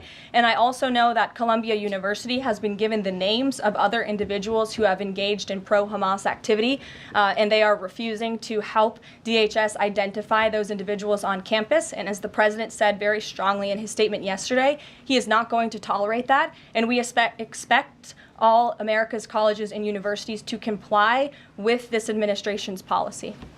Jasmine. On Canada, after all of these threats to increase tariffs or turn off electricity, I wonder, does this administration still consider Canada to be a close ally of the United States? Well, I think Canada is a neighbor. They are a partner. They have always been an ally. Perhaps they are becoming a competitor now. But as the president also laid out in his Truth Social post today, he believes that Canadians would benefit greatly from becoming the 51st state of the United States of America. And I actually looked into some of the research about the cost of living in Canada, and the cost of living is much higher than it is here in the United States of America. The average cost of a home in Canada is much higher. In Quebec, the highest tax rate for an income of $150,000 or more is 53.3%, more than half of Canadians' incomes they are being taxed on. So the president has made it clear that he believes Canadians would be better served economically, militarily, if they were to become the 51st state of the United States of America. Reagan. Thank you, Caroline. A week ago, Attorney General Bondi said a truckload of Epstein files had been delivered to her office from the SDNY. When can we expect those files to be released to the public? I would defer you to the Department of Justice. I don't have a timeline here. Do you have any update on the JFK files? I don't at this moment. Again, I would defer you to our DNI director, Tulsi Gabbard, and also the Department of Justice. I know that they are working on that diligently, as the president requested them to do. Christian. Thanks, Caroline. 2 questions. Since we've been talking about tariffs, have there been any updates on standing up the External Revenue Service to collect revenue from that? Well, we need reciprocal tariffs to go into effect first, and as you know, the president will be rolling those out on April 2nd, and then the next start of that process is collecting that revenue to ultimately create the External Revenue Service, which Secretary Lutnick is working very hard on and is quite enthusiastic about, if you have noticed from his media interviews. Can the president do that through executive action, or will it require legislation? Well, the president already signed an executive order to direct the Secretary of Commerce to establish the External Revenue Service, or at least to identify ways in which it can be done. I would defer you to the Department of Commerce for more on specifics on that. Sure, in the back. Thank you very much, Caroline.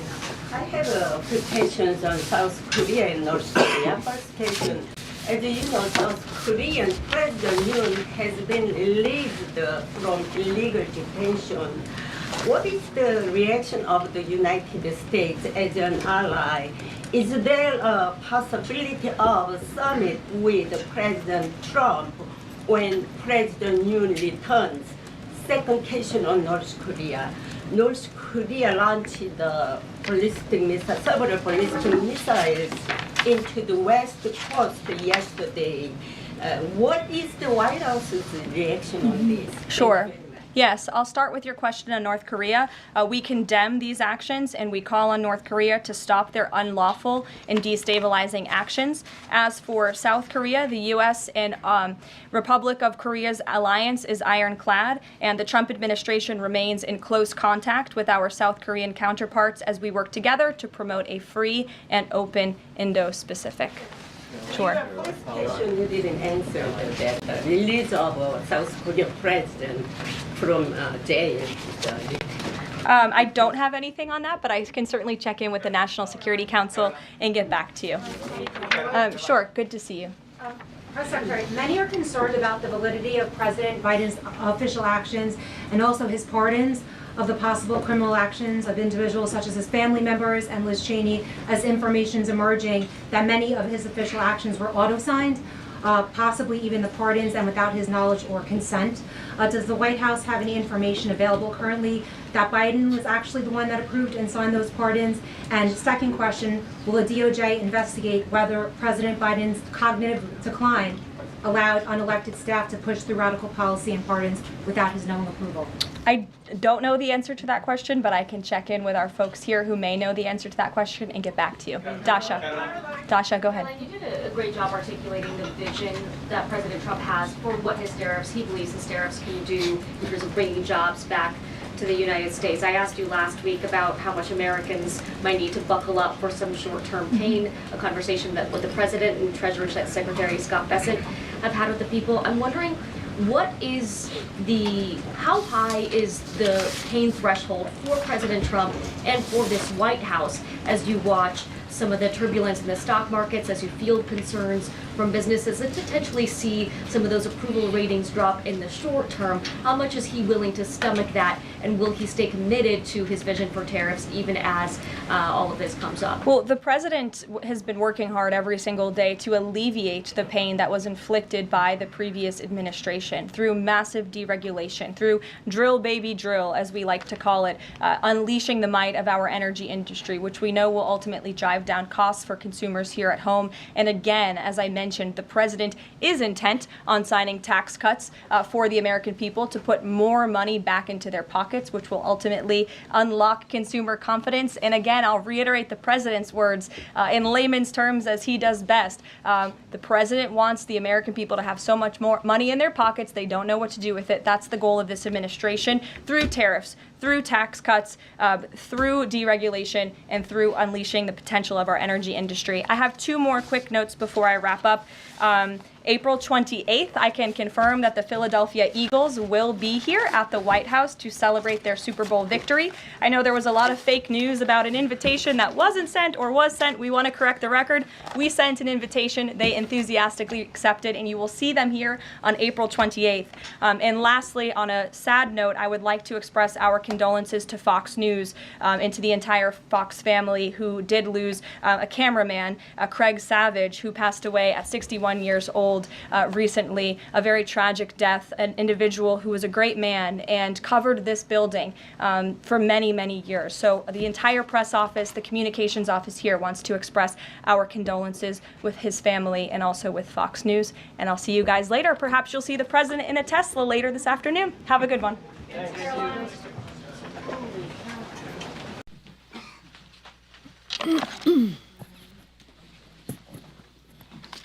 The sun is shining today. It's supposed to be 70 degrees. That's a good day. Yeah? Wherever you want. Well, good morning, everyone. And I'm sure everyone saw the Democrats' Choose Your Fighter video. Did we all catch that?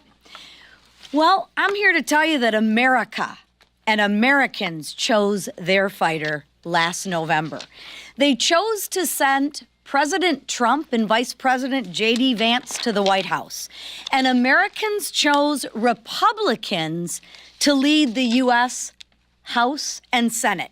The American people chose us to fight for lower taxes, energy dominance, and a secure border. Americans also chose us to fight for common sense, not for hatred and lies like the Democrats are spreading.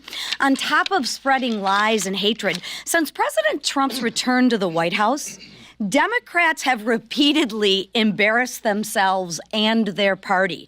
Look no further than last week's joint address. Their derangement was on full display for all Americans to see. I mean, Rep. Al Green was removed from the chamber for his outlandish behavior. Multiple Democrats walked out. Now, the ones that stayed, they held up cute little signs, though. And the minority leader, he couldn't find one thing that he could support. Seriously? He couldn't find one thing that he could support? A speech that honored America and its people? Sadly, they refused to stand for a child battling cancer, a future cadet's appointment, returning the hostages home. I mean, those are horrible things to stand for, right? I would never applaud those. Democrats don't. We're talking about patriotism. We're talking about pride in our country. They can't stand for that. They're the party of hate. And they hate little kids? They hate America? Maybe Democrats should just join us in building a more prosperous nation. And then on Thursday, nearly 200 Democrats endorsed Rep. Al Green's behavior and his disruption. Then they disrupted proceedings by singing songs on the House floor. Let's be honest, things just aren't going real well for the Democrats right now. And what do they stand or fight for? No one really knows. And don't take my word for it. One progressive Democrat said, and I quote, "There was definitely frustration about the lack of guidance or plan." Another one said, and I quote, "People are super pissed that we didn't get more direction from leadership." Well, be careful what you wish for. According to reports, Democratic leadership held a closed-door meeting to berate them for their behavior. We'll see if berating the members is a useful strategy, because deranged Democrats, they have no vision, they have no plan, and they still have no leader. They need something.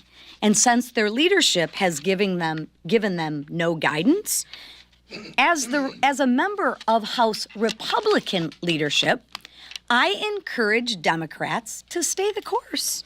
Keep hating. Keep doing what you're doing. Democrats hate so much of what President Trump stands for and what the American people stand for that they are willing to shut our government down. They want service members and Border Patrol agents to work without pay. Small businesses not to be able to obtain SBA loans. The Democrats want relief projects to be delayed, national parks to be closed. They want WIC to run out of funding. This is what the Democrats want. What Democrats actually want is nothing more than disruption. Democrats have become chaos agents. Democrats are deranged. Their disarray is on display for all of the American people to witness, and Americans will witness them attempt to shut the government down. And if a shutdown happens, the Democrats will own it. Just listen to what some of their members have said. One said, and I quote, "I'm not voting for a CR of any length."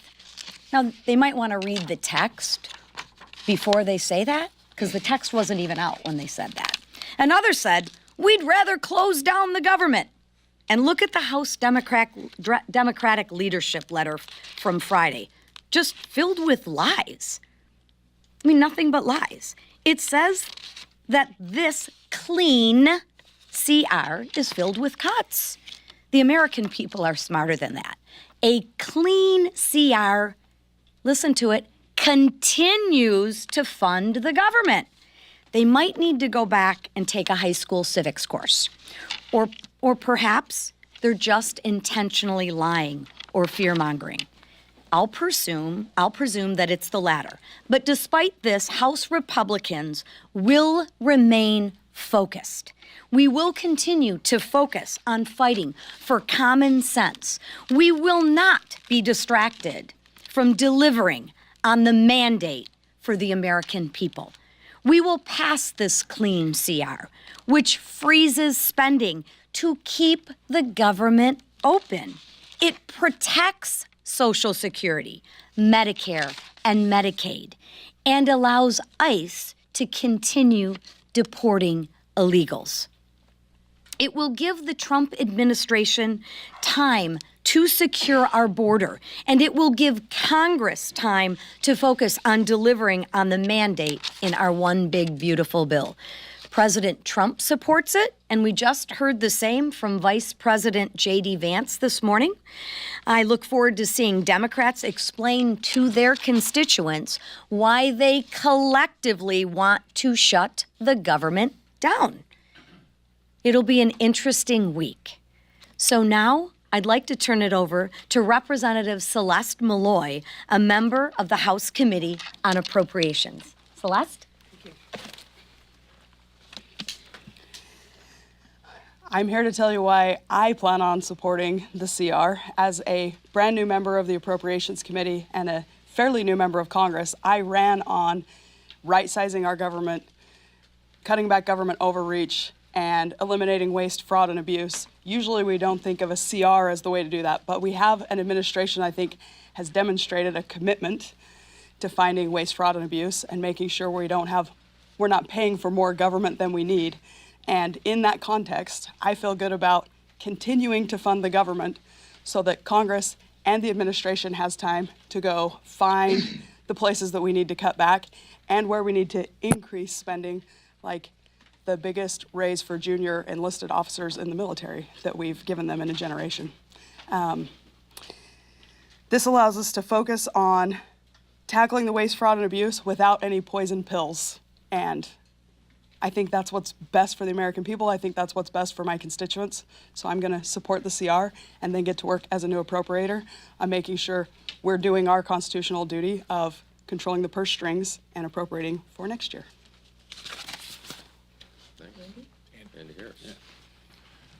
Thank you very much, everybody, for being here. Look, the first question I always get asked is, first of all, what's the chairman of the House Freedom Caucus doing at a press conference about continuing resolutions? Well, I'll tell you, the bottom line is that a continuing resolution is usually the first step to an omnibus bill. That's why traditionally the House Freedom Caucus has opposed continuing resolutions. This clearly is not. This is a continuing resolution that goes to the end of the fiscal year and therefore negates the need for any consideration of any omnibus bill. Second of all, this is the first continuing resolution in my 14 years here that actually reduces the amount of spending from the previous year while funding the military, funding veterans, funding the women, infants, and children programs for HERD, and importantly, funding the deportation of criminal illegal aliens that are threatening our communities. So I'm 100% behind this continuing resolution. This is not your grandfather's continuing resolution. This is a different type of spending bill that I think is the way that we need to do it in order to keep the Trump administration, Elon Musk, and DOJ to continue its promise to the American people to fight fraud, waste, and abuse in the federal government and increase its efficiency. Again, 100% support. The Freedom Caucus has issued its support of the, yesterday issued its support of the continuing resolution. Thank you. Thanks, Andy. Last week, we celebrated President Trump's countless victories for the American people during his joint address to Congress. This week, Congress must pass a continuing resolution so the American people can continue to enjoy win after win after win. This is the way forward, but unfortunately, Democrats in Congress would rather throw temper tantrums fueled by their hatred for President Trump than keep the government open and working for all Americans. Minority Leader Hakeem Jeffries came out against our CR, as our conference chair mentioned, before the text was even released. And now, the only way to defend his nonsensical position is to fearmonger and spread outright lies about the bill's contents. Jeffries says our CR cuts nutritional assistance and veterans' benefits. In fact, our CR increases spending in those areas. He also said it does nothing to protect Social Security, Medicare, and Medicaid. In fact, our CR does protect Social Security, Medicare, and Medicaid.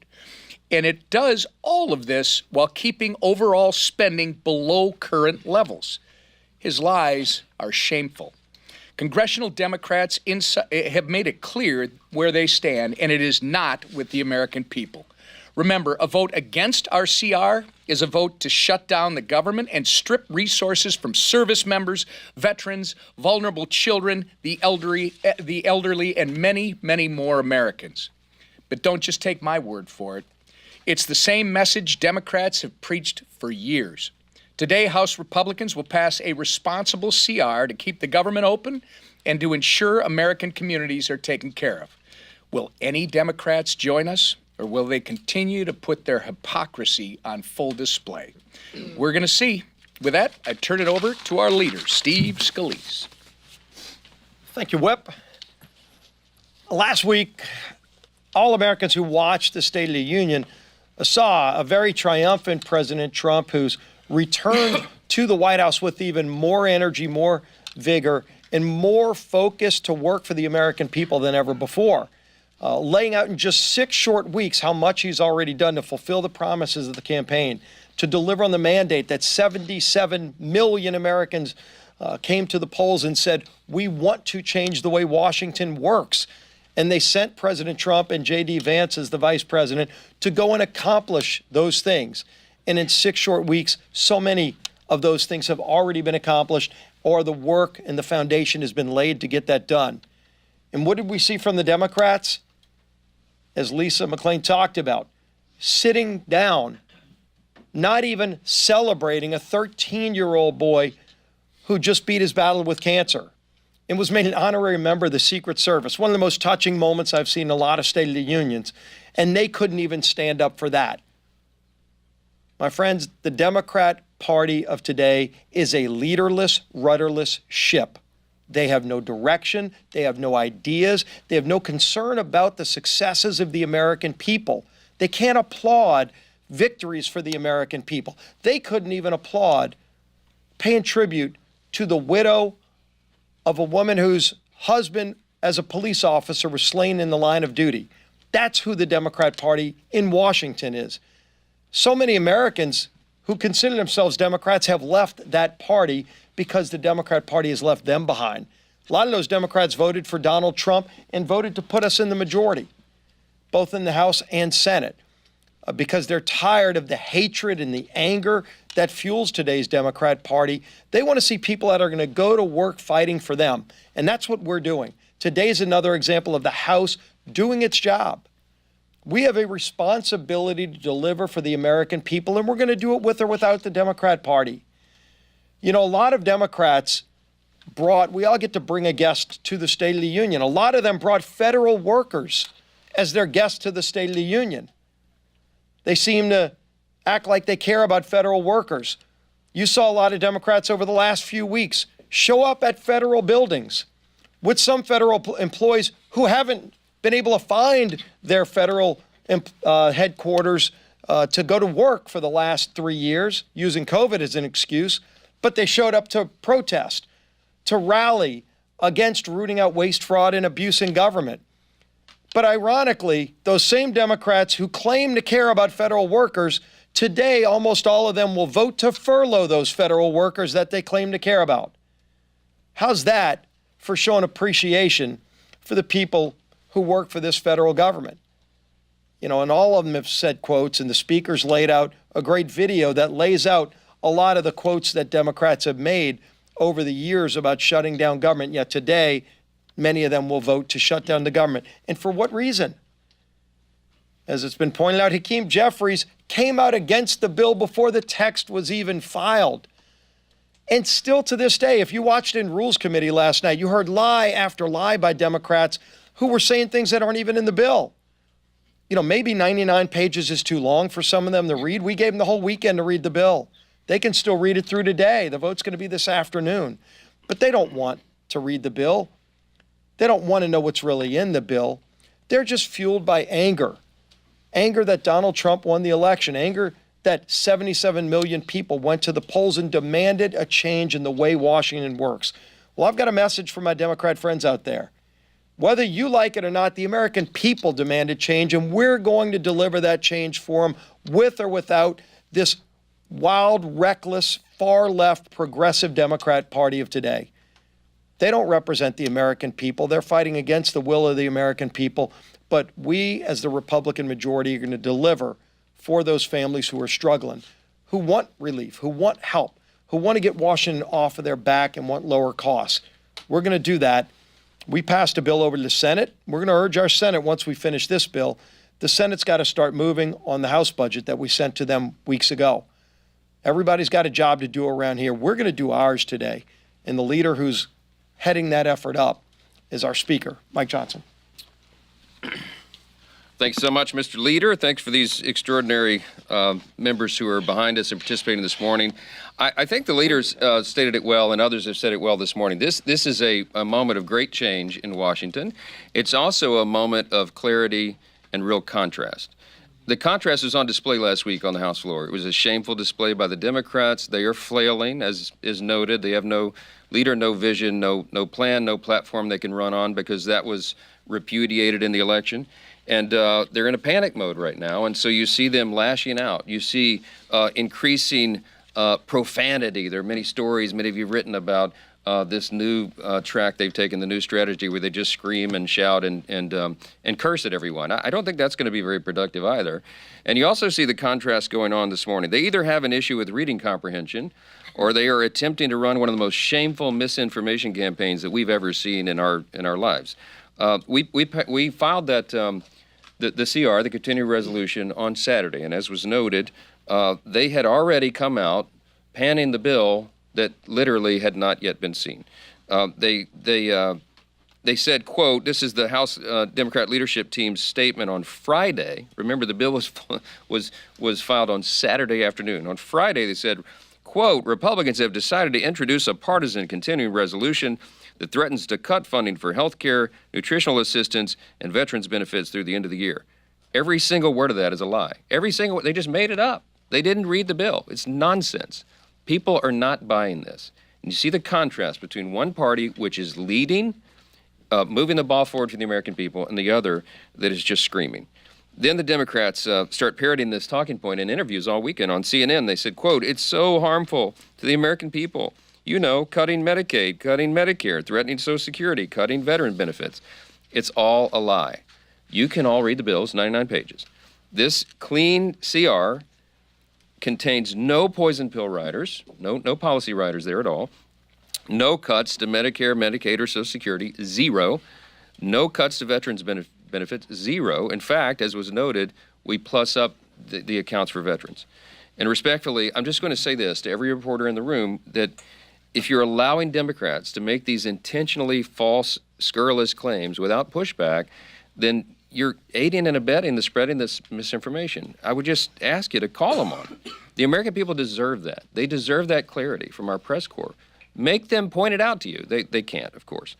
And now, after weeks of trotting federal workers up to Capitol Hill and onto cable news shows to protest President Trump's efforts to make the government more efficient, now they're planning to vote down this simple bill. They are going to try to shut the government down. Every House Democrat will participate in this, it looks like. That would be a shame if it's true. I hope some of them will have a moment of clarity themselves and do the right thing, but it looks like they're going to try to shut down the government.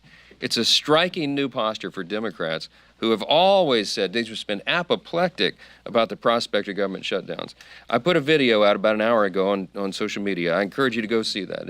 They have in their own words. You don't need to trust us on this. But Catherine Clark, here's one little zinger from her, quote, not only is it irresponsible and purposefully misleading, but it's also a dangerous precedent to be threatening a shutdown, unquote. Now remember, this is in last year, years past. Pramila Jayapal, quote, the tragedy here is all the civilian employees. It's the employees who are going to suffer, unquote. AOC, quote, it is not normal to hold 100,000 workers' paychecks hostage. It is not normal to shut down the government when we don't get what we want, unquote. I don't think I've ever agreed with her before. She's exactly right. Jerry Nadler said, quote, shutdown is really an extremist policy designed to appeal to an extremist base and hold the whole country hostage. Yeah, we agree. So they and all their colleagues need to do the right thing. Democrats have been insisting they're fighting for federal workers. You're about to see, again, on vivid display, very clear the contrast. You will see one team that is working to fund the government and make sure we do the responsible thing. And you're going to see another opposing the CR because they've now exposed the truth. They're not for federal workers. They're not for anyone. All the people they've said in the past that are going to be harmed would be by their votes. They're using federal employees as props. They're using Medicaid benefits and Social Security checks as cudgels in this thing. The threat of government shutdown, they're using it as some sort of attempt to wrestle power away from the President of the United States, who overwhelmingly won the popular vote, the Electoral College, in every single swing state. Here's the bottom line. If congressional Democrats refuse to support this clean CR, they will be responsible for every troop who misses a paycheck, for every flight delay from reduced staffing at TSA, for every negative consequence that comes from shutting down the government. I understand they have an important retreat this week. Boy, I'd love to be a fly on the wall at that party. It comes at a critical time since they don't have a leader, a message, or a platform. And I'm just going to say this. If our Democrat colleagues want to increase their 21% approval rating with the American public, they ought to start by doing the right thing and keeping the government open. I think that'd be a great first step. So I'll take questions. Chad. Speaker, good morning. You continually criticize the Democrats here. Doesn't that imply that you don't have the votes on your side? because you wouldn't need Democratic assistance to keep the government open. No, we'll have the votes. We're going to pass the CR. We can do it on our own. But what I'm saying is Democrats ought to do the responsible thing, follow their own advice in every previous scenario, and keep the government open. It's their choice. I wish it could be a unanimous vote in the House chamber today. That would be a great thing for America. But they're not going to do it, Chad, because they're on this lost, they're wandering in the wilderness, and they're cursing the sky at the same time. And you're going to see that today. They're going to vote no, and they're going to come out and try to pan it, and they're going to lie about it. And we're calling on you guys to call them to account. Make them tell you the truth about the bill. They didn't read it before they said all that nonsense. So ask them that. Ask them how they, yeah, Manu. The president went after one of your own colleagues yesterday, Thomas Massie, who does plan to vote against this. He says he should be primary. Do you agree with the president? Should Thomas Massie be primary for his vote against this? Look, I'm in the incumbent protection program here. That's what I do. Speaker of the House, and you know me and my style and my, the way I do this job. I don't, I bless those who persecute me, right? So Thomas and I have had disagreements, but I consider Thomas Massie a friend. He's a thoughtful guy. I guess he'll tell you he's doing what he thinks is right on this. I just vehemently disagree with his position, but I'll leave it at that. Mr. Speaker, you in the past did not vote for CRs when you were a rank and file member. You have said in the past that you were done with short-term CRs. By my count, my math might be a little off. This will be the 5th continuing resolution that you're presiding over as Speaker of the House. Yeah. What do you say to your conservative colleagues who have heard you in the past promise that you were going to start to go through a regular appropriations process, but yet again find themselves in a position where they have to take a difficult vote on a CR? Yeah, it's a great question. I'll rewind and replay the chairman of the House Freedom Caucus here, Dr. Andy Harris, who said it so well. This is a different CR than anything we've seen in our careers in Congress. I've been here 8 years. He's been here a bit longer. It normally is something that's a patchwork to give us more time to try to get to the appropriations process. This is totally different. A year-long CR, which is the first that I think we've had. I don't know that there is a precedent for an actual year-long CR. It solves the problem because it freezes federal spending, it takes care of these immediate priorities that have been articulated here, and it allows us to move forward with changing the size and scope of the federal government. There is a seismic shift going on in Washington right now. This is a different moment than we have ever been in. The DOGE work is finding the massive amounts of fraud, waste, and abuse. We have a White House that is actually dedicated to getting us back onto a fiscally responsible track. We're going to scale down the size of the bureaucracy and the agencies, which has become the 4th branch of government. None of that was present or true before. When I became Speaker, I inherited a real mess. We had Joe Biden in the White House. We had divided government, and it was a very difficult thing for us to navigate through. I didn't get to do anything I wanted or thought was really important for the country. I did what we had to do, what was necessary, what we could get 218 votes for. This is a totally different scenario. By doing the CR this time, it actually is the responsible play and the conservative play because we are conserving the resources of the American people. And this is something that all of us have wanted to do our whole careers, and we now have the opportunity to do it. So will this be your last CR, sir? Will you support a CR? Well, yeah, this is what I expect is that this White House is going to actually do its job. What a concept. This White House is going to send us a budget that this hasn't been done in a while. This White House is going to send us a budget that's going to request funding for a smaller, leaner, more efficient, effective, accountable federal government. That is a new paradigm for us, and we're excited about that. That's what we'll be working on as soon as we get FY26 off the table. FY25, we turn to FY26, and that's when we have all the cuts and the savings that will be actualized at that point. There's a process, as I've explained in here. You have to qualify those savings, you got to quantify them, and then you codify them. Well, the codification process comes for FY26. You're going to see the administration and the Congress working in tandem to provide and present a better government for the people. And that is something many of us ran for Congress to do. That day is now upon us, and we're excited about it. Yep. Mr. Speaker, the stock market plunged yesterday. It's going down again today. Part of the reason is because of President Trump's policies on tariffs, including the ones that were just introduced this morning. Can you comment here? Does Trump need to rethink what he is doing, given the chaos that we're seeing in the stock market? This is how I feel about it. Many of us feel about it.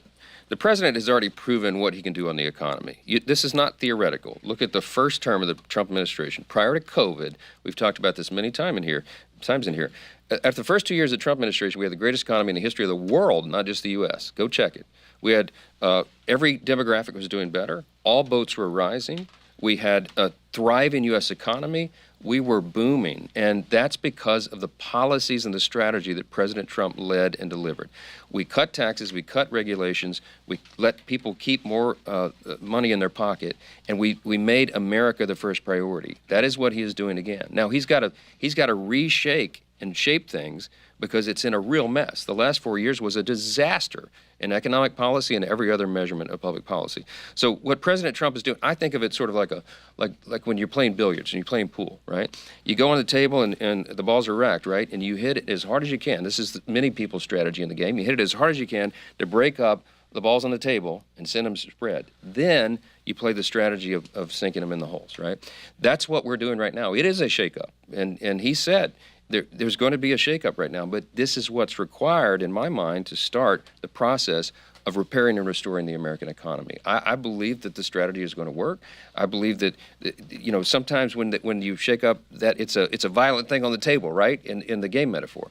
But it always works out well in the end, and I think you've got to give him time. He's been in office for just over, 50 days? This is the 51st day in office. Give the president a chance to have these policies play out. That's where we are on it. Yes, sir. Yeah. In your estimation, what crime did Mahmoud Khalil commit to warrant his arrest, detention, and the potential revocation of his green card? Let me tell you something. I went face down the angry mob at Columbia at the height of that stuff, when the pro-Palestinian, pro-Hamas protesters were there. I'm telling you, this is my own observation, not something I read in a newspaper. It was dangerous. I met with Jewish students before we went to campus who were holed away off campus because they were instructed by the administration not to come to class, which they paid for fear of their physical safety. The administrators there refused to take control of that campus. They refused to allow the PD to come, the police department to come in and take control, and it turned into a chaos. The president has since been removed, and now they got the same problem again. Columbia and other universities, they have to keep control of campus. The first responsibility of an administration is ensuring the safety of the students who are paying tuition to be there, for crying out loud. This madness has to stop. We have to get control of it. This guy apparently was a mastermind of those very things, when the gnashing of teeth and the ripping of clothes and the people screaming at me, wanting to rip me limb from limb because I was there talking about moral clarity and how there's a right and a wrong. They were doing that. They disrupted the campus. They were threatening physical violence to their fellow students. If you're on a student visa, I'm going to say this clearly. If you are on a student visa and you're in America and you're an aspiring young terrorist who wants to prey upon your Jewish classmates, you're going home. We're going to arrest your tail, and we're going to send you home where you belong. And this is just getting started. So, look, I appreciate free speech. I used to defend it in courts, but this is far beyond the pale of that. When you are threatening your classmates and spewing anti-Semitism and all this hatred, it's enough. And I think the American people understand that. They're supporting it, and I'm glad we have a president who's strong enough to lay down the law. Thanks a lot.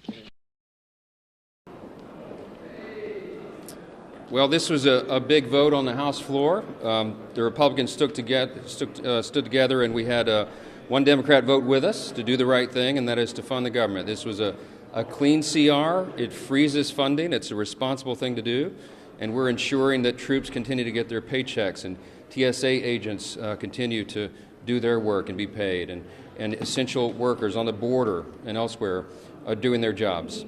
It's shameful what happened on the Democrat side. They engaged in a misinformation campaign. They put out talking points about the bill on Friday before the bill was even filed, which was Saturday afternoon. They've been lying and misrepresenting the facts about what's in the bill, and the American people can read it for themselves. It's only 99 pages long. We did our job today, and it's shameful that they will stop at nothing.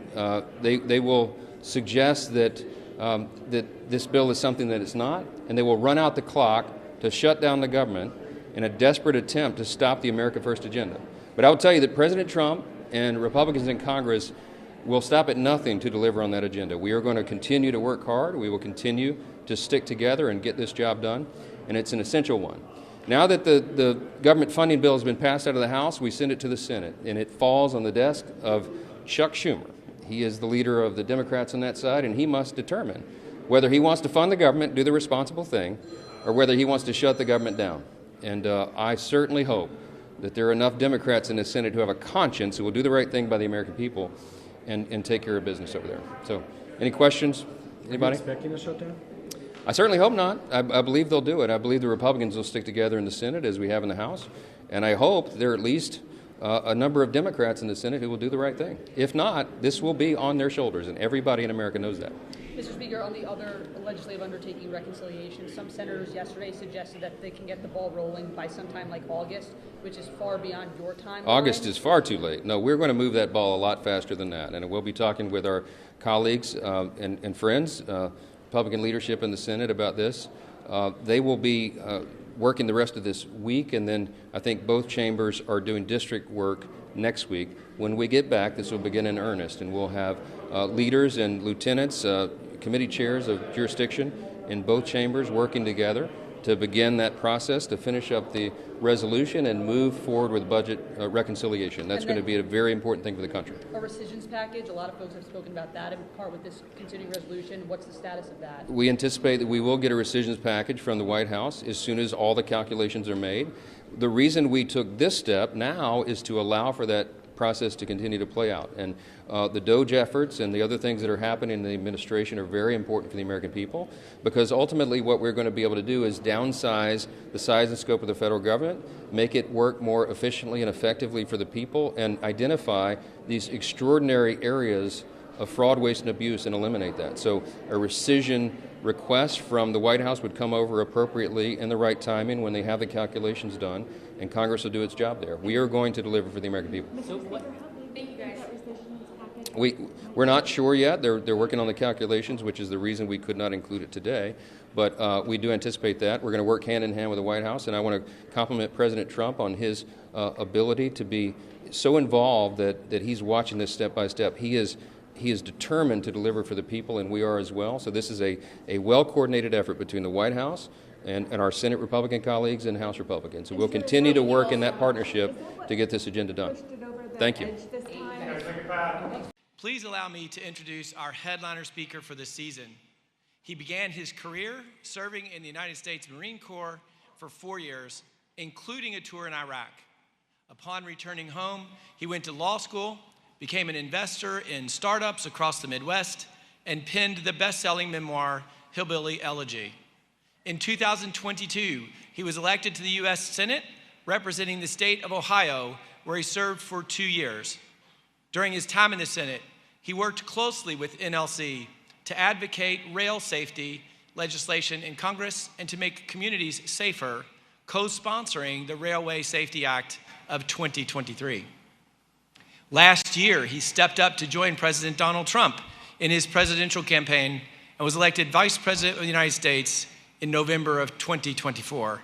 Ladies and gentlemen, please join me in welcoming the Vice President of the United States, J.D. Vance.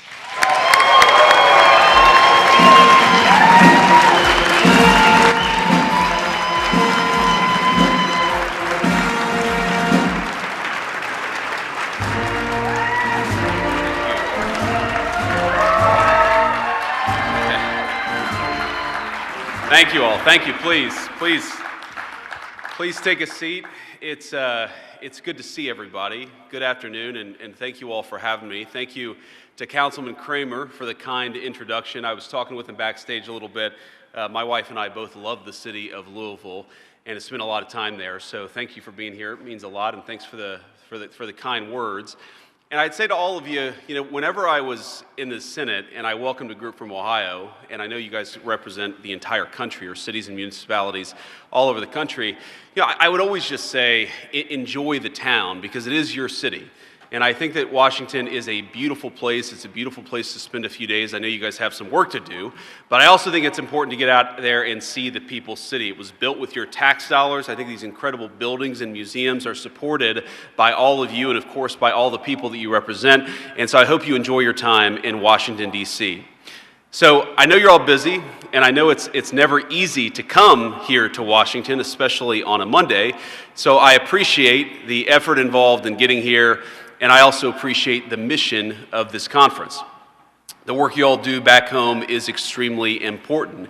Most Americans, of course, they interact with their state and local governments far more regularly than they do their federal government, and that's the way it's supposed to be. That's the way the Constitution sets it up. We know that Good government starts at the local level. So while those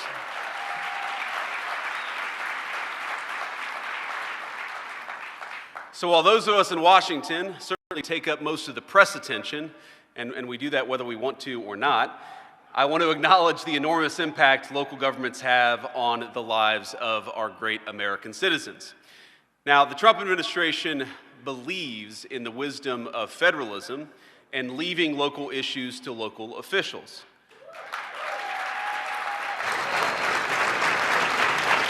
But we all also recognize the importance of supporting and collaborating with all of you, because so many of the issues that you deal with, of course, implicate local issues, but state issues and federal issues as well.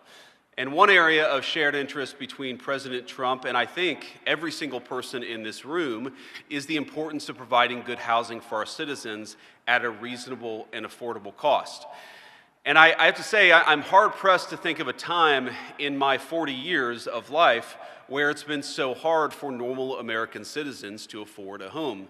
Even renting a home has become a challenge, or worse yet, fallen completely out of reach for so many of our families. I was talking with a relative a couple of years ago, and she just made kind of an offhanded observation. As a younger person than I am, she was looking to buy her first home and just mentioned that when her parents were growing up, they could afford a nice home on a single middle-class income. And she was sort of mentioning this as a sorrowful thing. She was sad that that wasn't true for her generation. And I think all of us in this room, certainly including me, have a little bit more work to do, I think, to make housing more affordable. And I want to talk about that because I think it's the issue where our interests in some ways are most aligned with the people in this room. You know, I read recently that the average income it takes to buy a new house is nearly 2 times the average salary of your typical American family.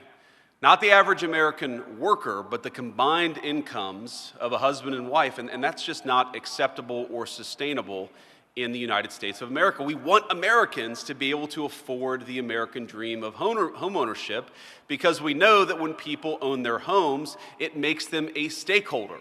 It makes them a stakeholder in their neighborhoods, in their cities, and ultimately, of course, in this country that all of us love so much. We want our citizens to feel that investment in their own country, and it's hard. It's hard to feel that investment if you feel like you can't even own a slice of it, even if that's what you want to do. Now, on a more basic level, we don't want people living paycheck to paycheck. We don't want them to make trade-offs between a trip to the grocery store and meeting next month's rent. Because even if you don't yet own a home, or even if you don't ever want to own a home, the knowledge that if you work hard and spend wisely, eventually you'll be able to afford a nice place to live, that goes, I think, a very long way to giving people a sense that they belong here and a sense that they have a stake in the future. Now, there are some important reasons why that belief is dwindling among Americans today. And a lot of it, of course, comes from the historic inflation that this country has dealt with over the last 4 years. Now, under the previous administration, to get a little bit political, the cost of a median price home in America more than doubled, and that was just in 4 years. And if your salary didn't keep pace with inflation and rise 20%, your buying power took even a bigger hit. And of course, if you think about this, if the price of a home doubles and the price and your actual salary doesn't double, then you're a lot worse off. And we know that most Americans did not see their salary double over the last 4 years. So it's no surprise that home sales hit a 30-year low in 2024. Now, another reason for the elevating costs comes down to zoning.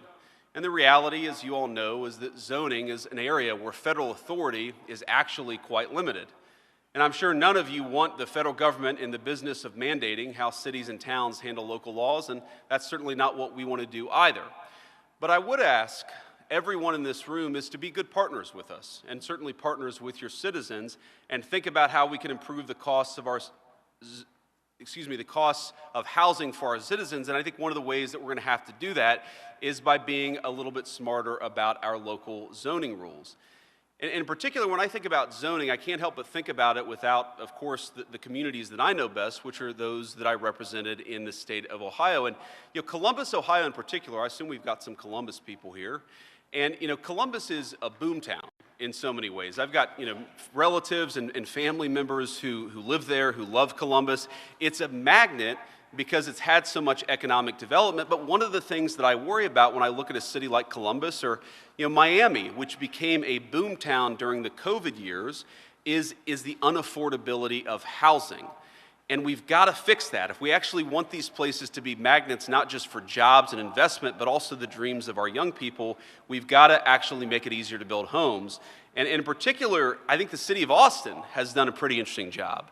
Because in Austin, you saw this massive increase of people moving in. The cost of housing skyrocketed, but then Austin implemented some pretty smart policies, and that brought down the cost of housing. And it's one of the few major American cities where you see the cost of housing leveling off or even coming down. Now, the Trump administration has taken important steps to make building cheaper and to boost the supply of housing. Now, of course, it's going to take time, but this is a day one issue for our entire team from the president on down. On his first day in office, the president issued an executive order making it a priority to bring down prices for new buyers. Now, part of that will come from slashing needless regulations, which, according to some estimates, account for about 25% of a new single-family build today. We've also seen Secretary Turner, our great Secretary of Housing and Urban Development, he's working hard on this issue, cutting some of the Biden rules at HUD that hike costs and shifted decision-making from local governments to Washington, D.C.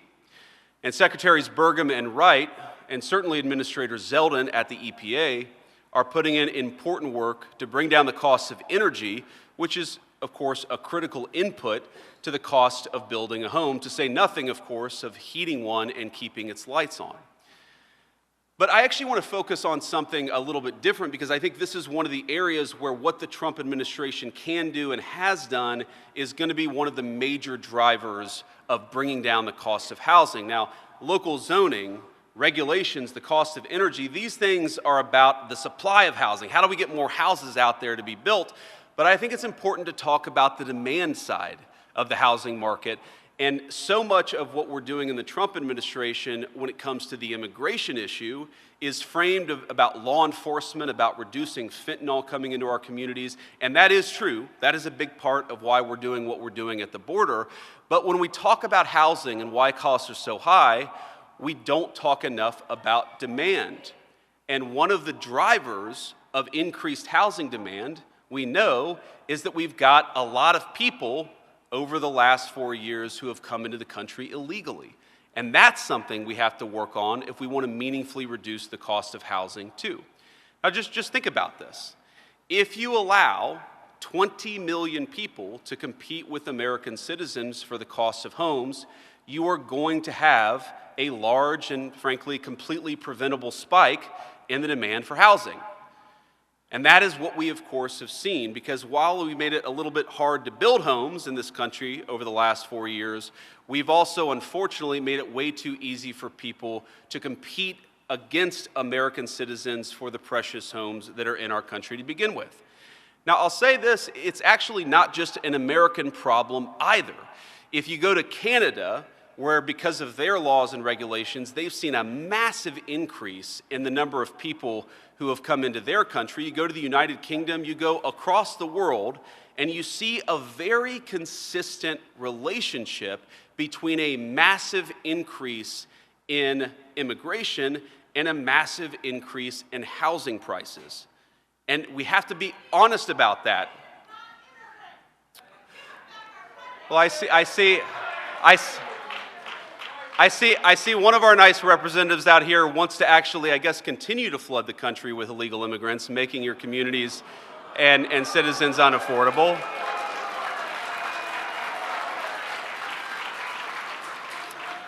But ma'am, with all respect, one of the reasons why we're doing what we're doing is because we want to make it more affordable for Americans to live. That is one of the reasons why we're doing what we're doing. Now, last week, I visited the southern border, and we decided to check in on what's going on there at the southern border. And of course, like I said earlier, you often hear about immigration enforcement as about crime and about drug trafficking, and that is a big part of it. I was at Eagle Pass, and I was talking to local border control, down there, and they told me that in just a matter of weeks, their small part of the border had gone from 1,500 daily encounters to less than 30. And again, that's in a matter of weeks. That's just a simple matter of common sense border enforcement. That matters. Thank you.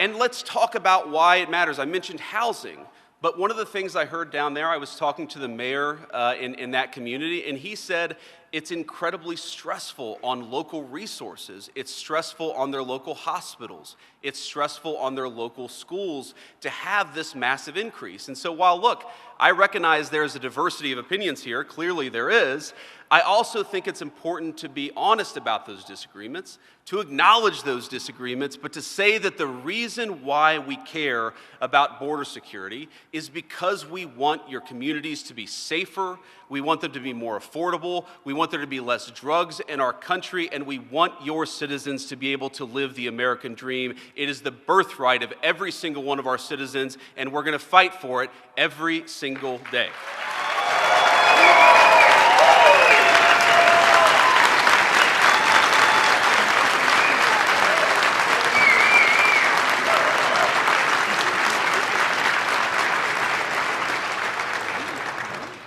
So, with all due respect for some of the disagreements in opinion, I'd say we welcome disagreements. We want to talk about those disagreements, but we also have to respect the law in the United States of America. And I can tell.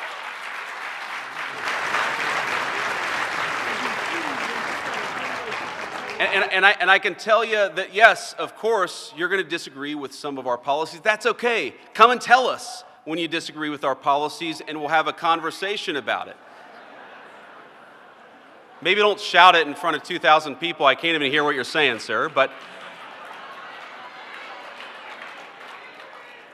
importantly, on this question of immigration, we have to recognize that, yes, you can disagree with some of the laws that are in place. You can disagree with the enforcement of those laws. You can even vote for people who want to change those laws. But while we have immigration laws on the books, we will enforce them, and we expect our local municipalities to help us.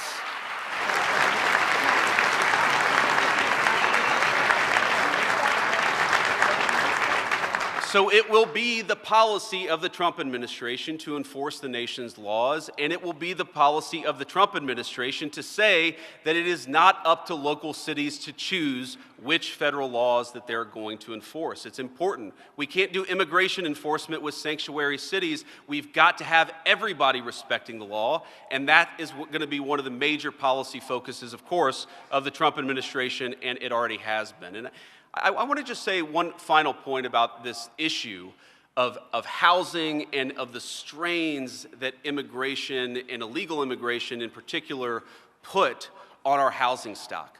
We know from economists that blue-collar folks are often those who face the biggest cuts in wages and in services when you have communities overwhelmed by illegal immigration. I come from a blue-collar family. And I think one of the main drivers is that we need to be able to give our citizens, black, white, or whatever skin color, whatever belief system that they have, if you are an American citizen, you deserve to have a government at the local, city, and federal level that fights for the American dream for you. And we've seen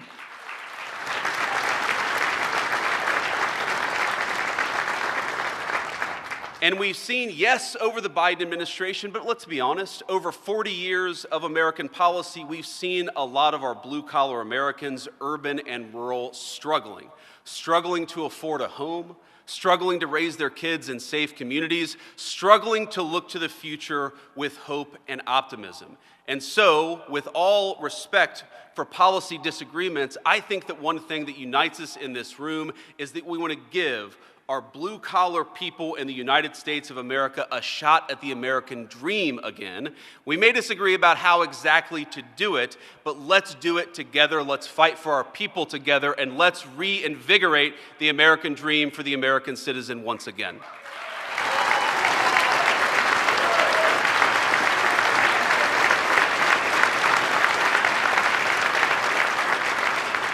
And let me close here with just an acknowledgement here that I know you guys have some of the hardest jobs in government, Democrat, Republican, or nonpartisan. You guys are the ones, of course, who fix the potholes. You guys are the ones that make sure our local police have the funding that they need, our local firefighters are able to do the incredible job that they do. So I just want to let you know, from the Trump administration, from the president, the vice president, and everybody else, we respect what you do. We're impressed by you. We think you guys are doing a great job, and we want to make sure that you have a presidential administration that is making your lives easier and not harder. So please, consider our administration one with an open door. Please come to us when you have issues. Even if you don't like what we're doing on the policy, you guys have got to be able to come and talk to us. So keep doing a great job. Keep doing what you're doing. Enjoy the rest of your time in Washington. God bless you guys, and thank you for doing the great job.